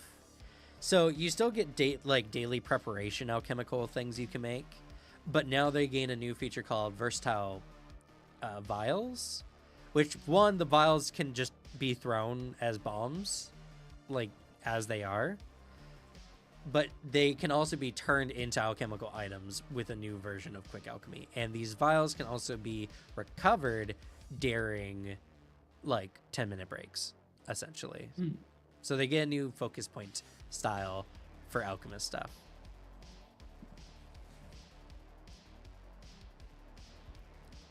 Okay. And see, that's the thing. Like, they feel like vending machines. The thing is, what a lot of people really don't understand is just like, why would I throw a bomb as an alchemist when I can give my bombs to my fighter to throw for me? In any game where your support character only supports other people and doesn't do damage on their self, actually hurts your DPS numbers. Because what would do more damage, right? Your character doing damage on your turn or not doing damage on your turn? And like, there's the bit of, yeah, your fighter could throw your bomb. It'll have a better chance of maybe hitting, but it'll do, you know, they're not swinging with their super cool magic sword or whatever. You could throw, maybe it's not going to be the greatest chance of hitting, but you have other stuff that you can do with it. I don't know. There's ways that it works. But like, there's other elements that you can do some good old alchemist support with, like mutagens and like potions and stuff. But then also you can do very solid just poisoner bomb alchemist where you're very like DPS focused. You can do mutagenous and you can have almost the same exact bonus as other marshals other than fighter, obviously. So it's just like, people don't understand that alchemists' true power is they're so dynamic. They're literally as powerful as the number of alchemical formulas you know, which can make them insanely powerful. And no matter what you do on your turn, if you're not attacking, you are losing damage for your teammates because you're forcing them to take your attack actions instead. So, you know, regardless of how it actually works or how the math actually is, because I talked about it with Mark Seifter too, and he's like, yeah, Alchemist is actually genuinely powerful. They've changed it now where it will feel better. Because that is always the bit too. It's just like there is a genuine problem if there is a issue where even if something is objectively and logically speaking, this thing is good, but there is a constant thing of, yeah, but it doesn't feel good. Right. Well, that is an issue. Right. And that's the thing is like, it can feel good if you get into it, but that's a whole nother story. Alchemist with all its support power, plus it's as powerful as other classes, sounds kind of broken. Yeah, so I genuinely don't know exactly how they're going to do this in a way that is going to be satisfying for everyone, unless they just decide to take away Alchemist's ability to use any bomb they had or any alchemical item they have knowledge of, which, you know, would kind of suck because that was the biggest aspect of them. And it would feel really bad to have them get super neutered just so that they can act like other classes. But we'll have to see, because at the end of the day, right, if no one likes it, then what's the point of having the class anyway? So I don't know. All I know is that Alchemist is getting tuned up. And it is going to feel better. And I do like the implementation that Alchemical, like, you no longer have to decide, like, do I make more items at the beginning of the day, or do I keep some reagents so I can make stuff on the fly? Now those are two different decisions, which I think is a good thing, because that's a lot to, like, guess. It's like, do I just make a bunch of Alchemist fire today? Sure, I'm a bomber, why not? And then, oh, damn, this creature's fire resistant. All my bombs are now worthless, and I don't have anything else. Which will feel bad. Which would feel bad. So I do like the changes to that, and with the versatile vials being able to be, you know, like, refilled during short rests, that will allow you to do alchemical stuff all day. So I think that'll be really cool. I don't think we're going to get any stat boosty kind of things early for them, but I do think they're going to start seeing something somewhere in like the 8 to 14 range. Somewhere in that range, they're going to start getting something that's going to make up for what people feel is like a big flaw for Alchemist. So, but we'll have to see. I mean, it might just be another War Priest thing where it's just like, Alchemist gets it at level 19, they get Mastery finally, so y'all can shut up about them not getting Master now.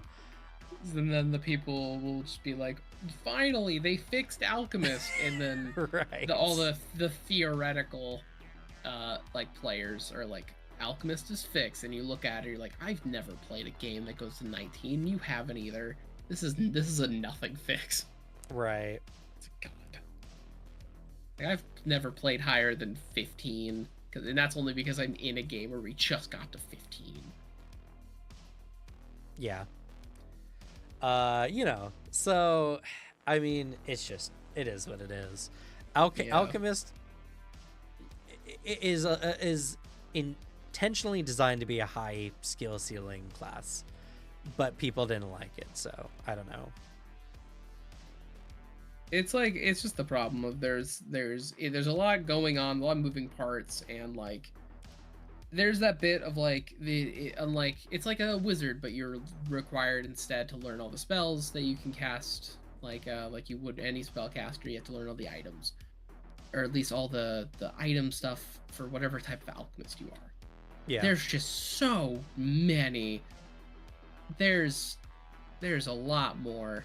It's a lot, and it's scary, but then when you see an alchemist really made by someone who knows what they're doing, it's terrifying. It's horrifying to look at, because you're like, it's punchy, it can do this thing really well, but it's just, you gotta know what you're doing.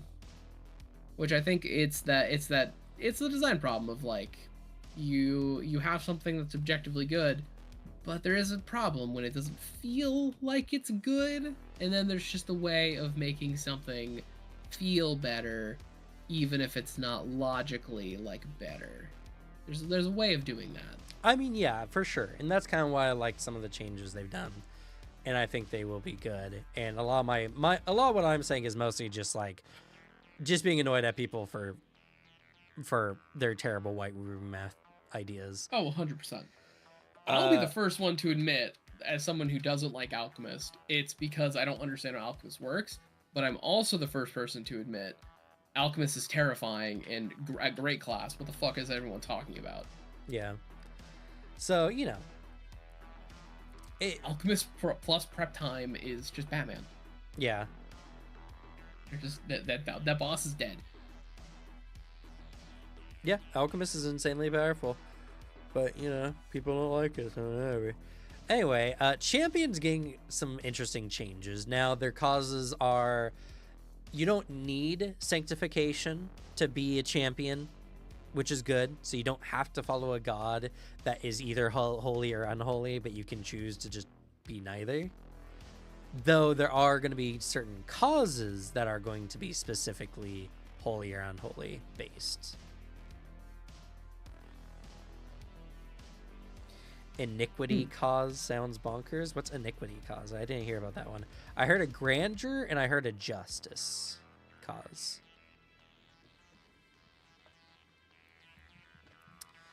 And they're kind of changing up because before they were very like mechanical. Oh, you can fight for unholy justice if you want. Ooh. Oh, so then is justice holy?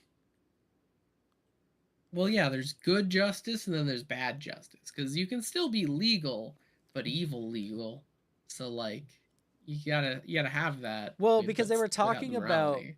how justice isn't inherently good or whatever. So I was figuring that justice was, yeah, justice will have no requirement. So that's kind of weird. That's kind of the opposite. Oh, well, that then interesting.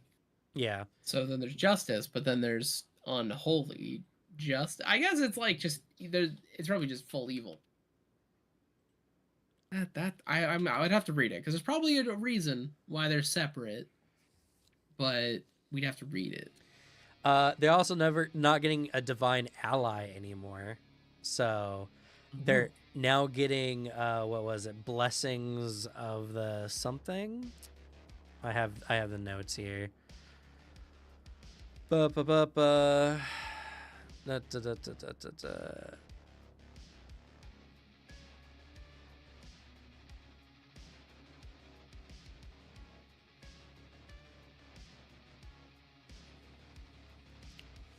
Is it not here? Blessings of the Devoted is what they've been changed to. So they're now going to get special like weapon and shield blessings, and the steed is now they just get animal companion essentially as a feat they can pick up at level 1, and then there are blessings for it. I like that. Yeah. So also they just have an aura now, and their champion reaction is going to work based on the aura.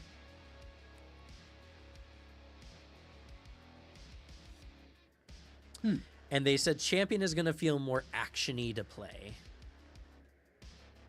Oh, okay. Because it's very reaction-based. Yeah. It was a class that strengths were mostly not on its turn, and they want to change that a little bit to make them feel more impactful on their turn. So, okay.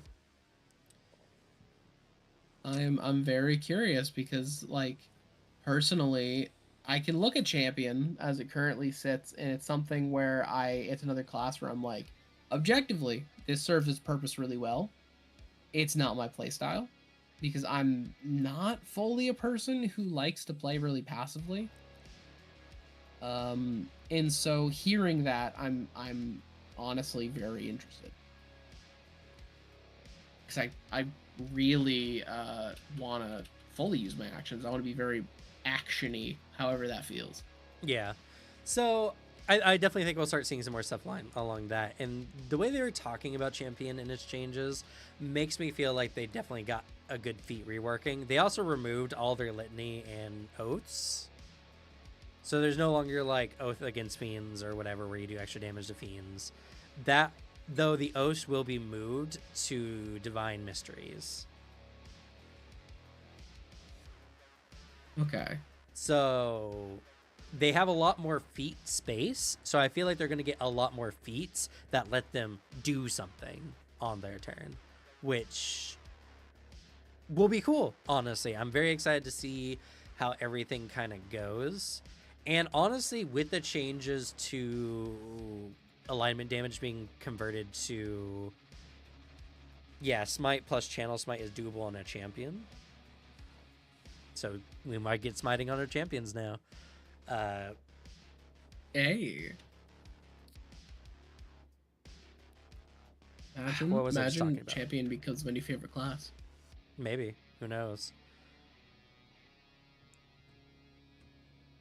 But we'll at least have to see what champion really offers moving forward. I mean, it sounds like their core function is still going to be mostly the same, where they have really good damage mitigation. But we'll have to see if maybe they even decided to change that, because who knows? I think that I thought Champion before was perfectly good. Oh, right. I was talking about how alignment damage got changed to spirit damage. Spirit damage is now just really strong. It's just, is your creature alive or pseudo alive or was once alive? Spirit damage will hurt it. So they just have a damage type that's going to hurt a lot of things. And then with Sanctification, it's just going to hurt certain things even more. So that's actually genuinely a huge buff to champions. And clerics, honestly. So yeah, I'm very interested to see what happens. And I know that they're definitely going to be very conscious of the fact that there's a lot of people who love the anti-paladin kind of design. So I'm sure that the evil champions are still going to be really cool too. But we're definitely going to have to see. Barbarian also getting buffs, which is insane. Now Barbarian is just going to be, at some point anyway, I don't know if it's a level 1 feature or not, but they're going to be able to rage on initiative. I could see that at least being needing a good few levels before. Maybe.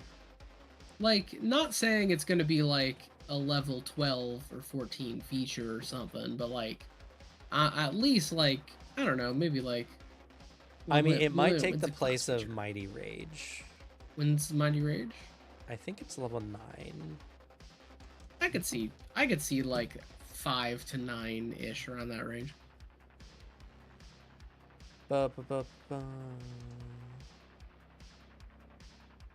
No, Mighty Rage is 11. Ooh, I don't think it'd be that late. No, I don't think so either. I don't think it's that major to be that late. I think, but I also don't think it's. I also don't think it's that crazy to be like level 1 to like 3. I think it needs to be like middle-ish. Like, it's something you get after like a good bit of you're playing your character. It's, you know, it's middle range for a normal campaign. Yeah, but yeah, I don't know. Barbarian got like a lot of buffs. Like they can now rage as a free action when they roll initiative, which is really strong, because like the thing that balanced Barbarian against Fighter was the rage cost, the need to rage. And honestly, with Mighty Rage, they could just rage and like strike someone or do something anyway with some feats. So, or at least intimidate them so that they can then be smoked, because rage damage gives you a massive damage boost. I really like the one that's going to be the lower your AC voluntarily for a higher attack bonus. Yes, they have the Desperate Wrath or whatever, which will allow them to drop it sooner. They can drop their AC to gain accuracy, which is insane. So I like that a lot. I think that's a cool trade-off that I enjoy. Yeah, I think Fury is getting a damage boost. I don't know if Desperate Wrath is specifically for Fury. It'd be cool. That'd make Fury more awesome. But Fury Barbarians are getting also some buffs. Yeah, I don't know. It's definitely, and I mean, to be fair, they'll probably be losing Mighty Rage for this free action, so they won't I be think getting... you said that they said that. You mentioned they were losing Mighty Rage on Tuesday. I said I think they will be. Oh, okay. Because otherwise, like, what's the point of Mighty Rage? The only thing you could do, I mean, it would be a lot. How about Oracle? Oracle is going to be very good. Now that their powerful focus spells are no longer curse bound, they get some good focus spells and they can just be a normal caster. And now they have feats with curse bound and some spells, I guess. They probably some other focus spells that they can pick up that give them curse bound as well. Will definitely make being cursed feel more like a trade than it does like a penalty for being an Oracle. So I think they're going to be really good. I think they have some insane feats. I definitely think we're not going to see a lot of offensive Oracle Curse-bound feats, though, if I'm going to be honest. We're going to see feats that are powerful, but just not, like, directly offensively. Maybe defensively, but we'll have to see.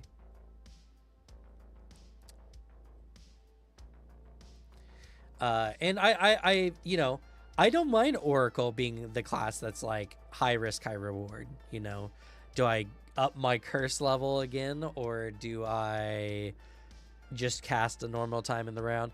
My only problem with Oracle is if you're starting a fight off with no curse and you get like a max curse of rank of tier 4, most combats, you're probably not going to get it off all the way to 4 because there's just not enough time. This is one of the biggest problems in Pathfinder is there's a lot of good buffing spells in the game, but the time to kill for combat is so low that you don't get to use them to their fullest benefits more often than not. And of course, encounter design can be adjusted for that. But because combat takes so long, people are just not inclined to take 3-hour combats. Yeah. So I also think Oracle is a problem, or the design issue when it came to Oracle was a problem when it came to Pathfinder's too well balanced. Yeah. Because they're just so tight with how everything is just so equal. So Oracle is designed to be that, like, to be the risk and reward. Yes, increase your curse. Strong power at a price. But it's also actually, when you really take into account, it's actually pretty equal swing compared to all these other classes. It's like marginally better by it's like a few little points, better. And that's it maybe. It's like a little better in comparison to where you look at these other casters and it's like they can do, it's like a little weaker, but it's 0 downsides, and you look at that. So it's like your Flame Oracle, and you're like, all right, you use your curse. Now you have a 25% chance of missing anyone for the rest of the combat. Yeah. And it's like, wow, that feels kind of bad. What did I get out of this? 2 damage. Exactly. You know, it's like, great, thanks. You need to make Oracle punchier to make the risk and like the curses hit harder, because that's kind of the point of classes that have, or just anything design wise that has major downsides of, like, sure, when you look at it you're like, oh wait, that's broken, it has higher damage. Well, no, it's because you take this giant fucking penalty, so it balances out. Because, like, yeah, sure, Wizard can do all this really cool shit, but also they're not, you know, slowly floating into the sky and gonna die. Yeah. Like, that's the difference. So I like the changes to Oracle that you told me about. I really like how they're taking it. It sounds great.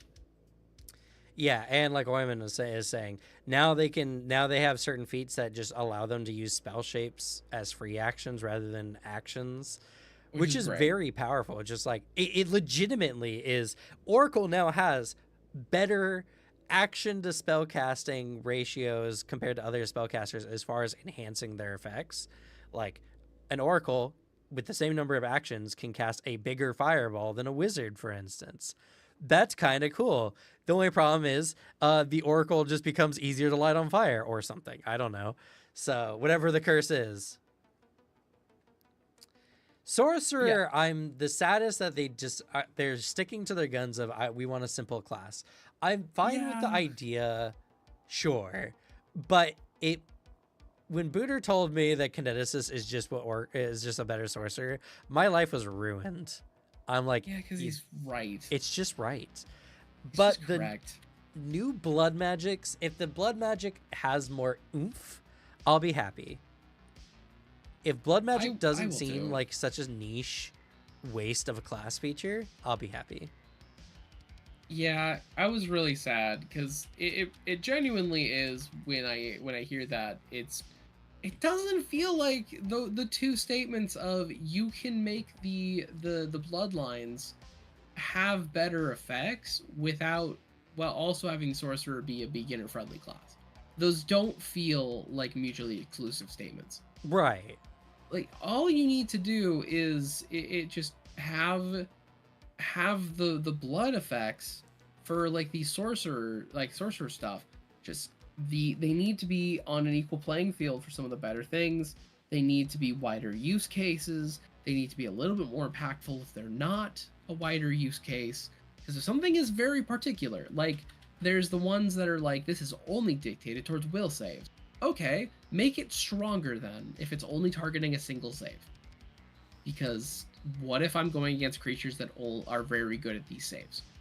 It's going to have to punch a little harder, or it's most likely not going to proc.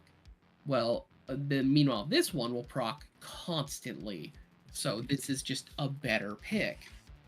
You just need to make them equal, but you can keep them simple. Like there's an easy way of doing that.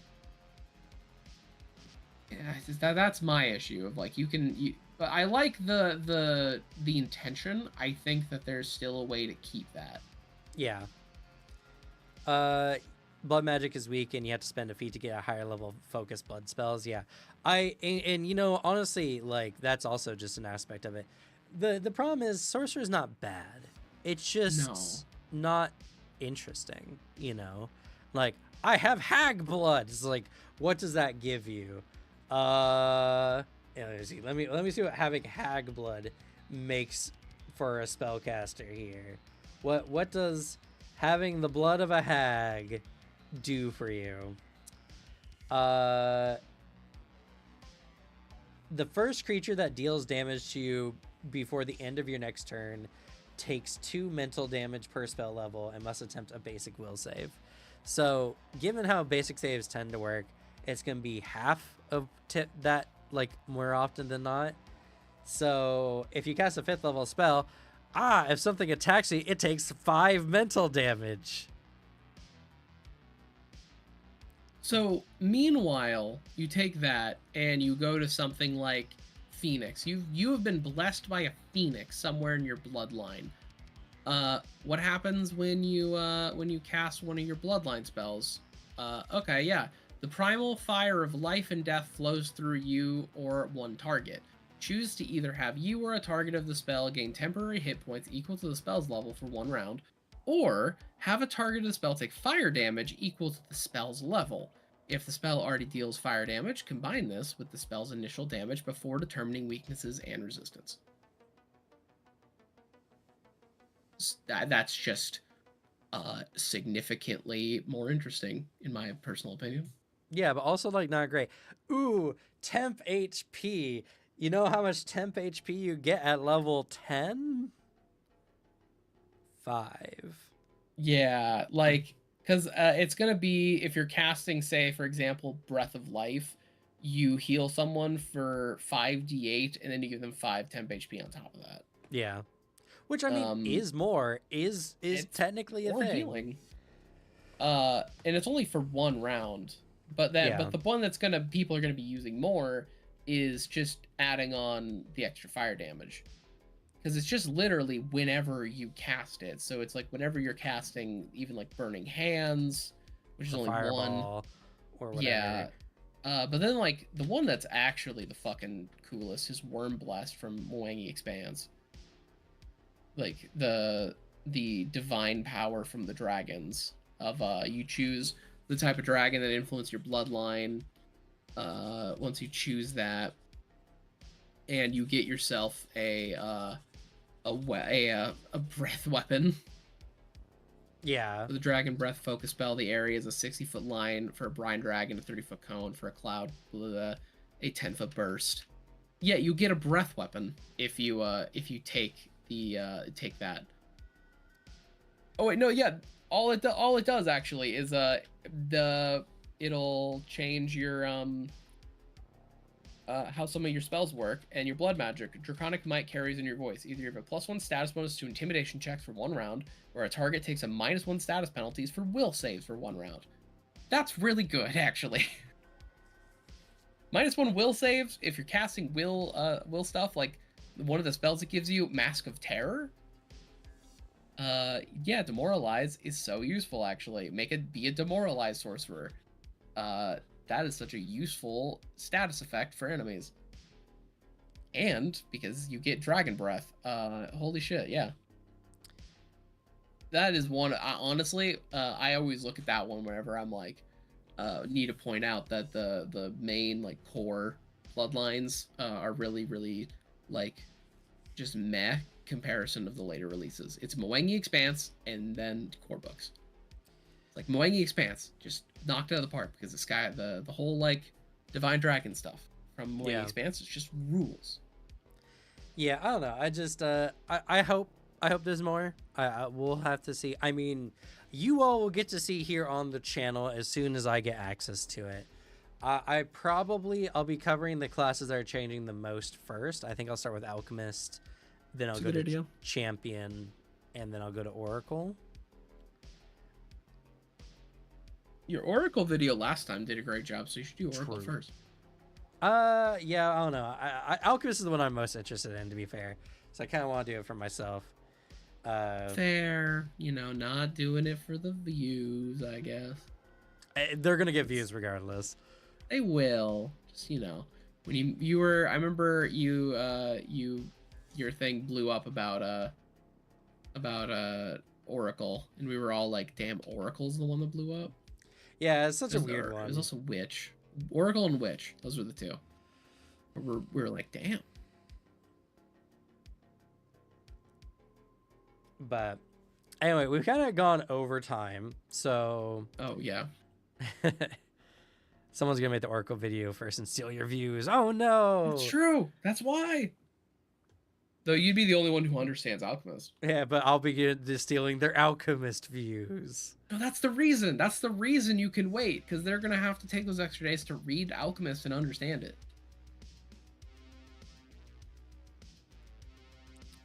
But yeah, we'll see. More than likely, we'll see like halfway through July. That's when... They'll release a lot more. What? Oh, they'll just start dropping teasers. Like they'll release more like stuff for it, like around definitely July. Like probably, but like at the very least, when I will get access to reveal stuff, at the very least, it will probably be like halfway through July. Oh. And because it releases like August 1st, and we'll get it 1 to 2 weeks ahead of time. I really hope that they. I really hope they do 2 weeks. To give me the most amount of time.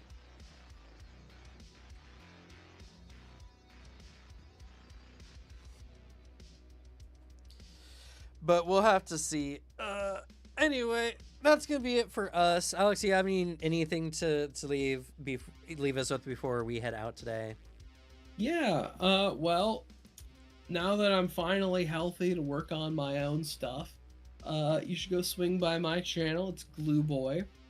I make lore content on a lot of the games we discuss over here. Good old Warhammer 40k, Vampire the Masquerade, Lancer, Pathfinder 2e, all the good stuff. I'm going to record it very soon now. Like literally, I finally fucking can. But I'm going to make a video. The next one is going to be on a really dope game called Trench Crusade. I have everything all scripted out, and now that I can speak, I will record it. I can't wait for keep that, an eye actually. out for next week. I will make a video on Trench Crusade and why you should pay attention to it and support their Kickstarter when it eventually drops. Because it's genuinely really cool, very, very fun, and they deserve your money more than a company like Games Workshop, who is trying to really squeeze all the money out of you. They've increased their prices twice in the past year. For no good reason. So. Yeah. But yeah. That's really my stuff. Just go sub to me, Blue Boy. You can look it up on YouTube or it's linked in Cam's channel. True. As for me, I'm going to be doing... I still have more How of the Wild stuff to release. I'm getting back on the Lancer kick here, so we'll be having some more Lancer content coming out. And we're just going to be, twiddling our thumbs a little bit before Player Core 2. And then after Player Core 2 releases, I will never sleep again for the rest of the year. I will be busy probably like every day after that point. So, we might also be covering some other games here on the channel soon. I have a company that gave me a game like a bit ago that I still have yet to touch fully. I read it a bit, but I just haven't had the time to really talk about it. So we may get into that soon. And someone has reached out to me to maybe write for content for some third-party content stuff. So oh shit. Yeah. Nothing in stone yet, but maybe you'll get to see some content from me. So we'll see. Nothing has been set in stone, like I said, and I'm going to be very, very busy soon. But someone has at least reached out. I don't have any plans for a guest appearance yet. I really need to grab someone from the Starfinder team because I really want to talk to someone from the Starfinder team. And we'll have some more stuff. I'm just kind of trying to get my feet back under me after Howl of the Wild, because that was a wild time. And then immediately right after Howl of the Wild released, I was like, break time, PaizoCon. And we got a lot of information from that. So yeah, I saw Jenny during the stream. The stream was actually really nice for me to see like who I can reach out to. So they were the next person I was planning on trying to reach out to. So we'll see. But as right now, nothing has been done yet. But that's gonna be it for us. Thank you all so much for watching. We'll see you next time. We'll go ahead and say goodnight. Yeah, good night. Good night.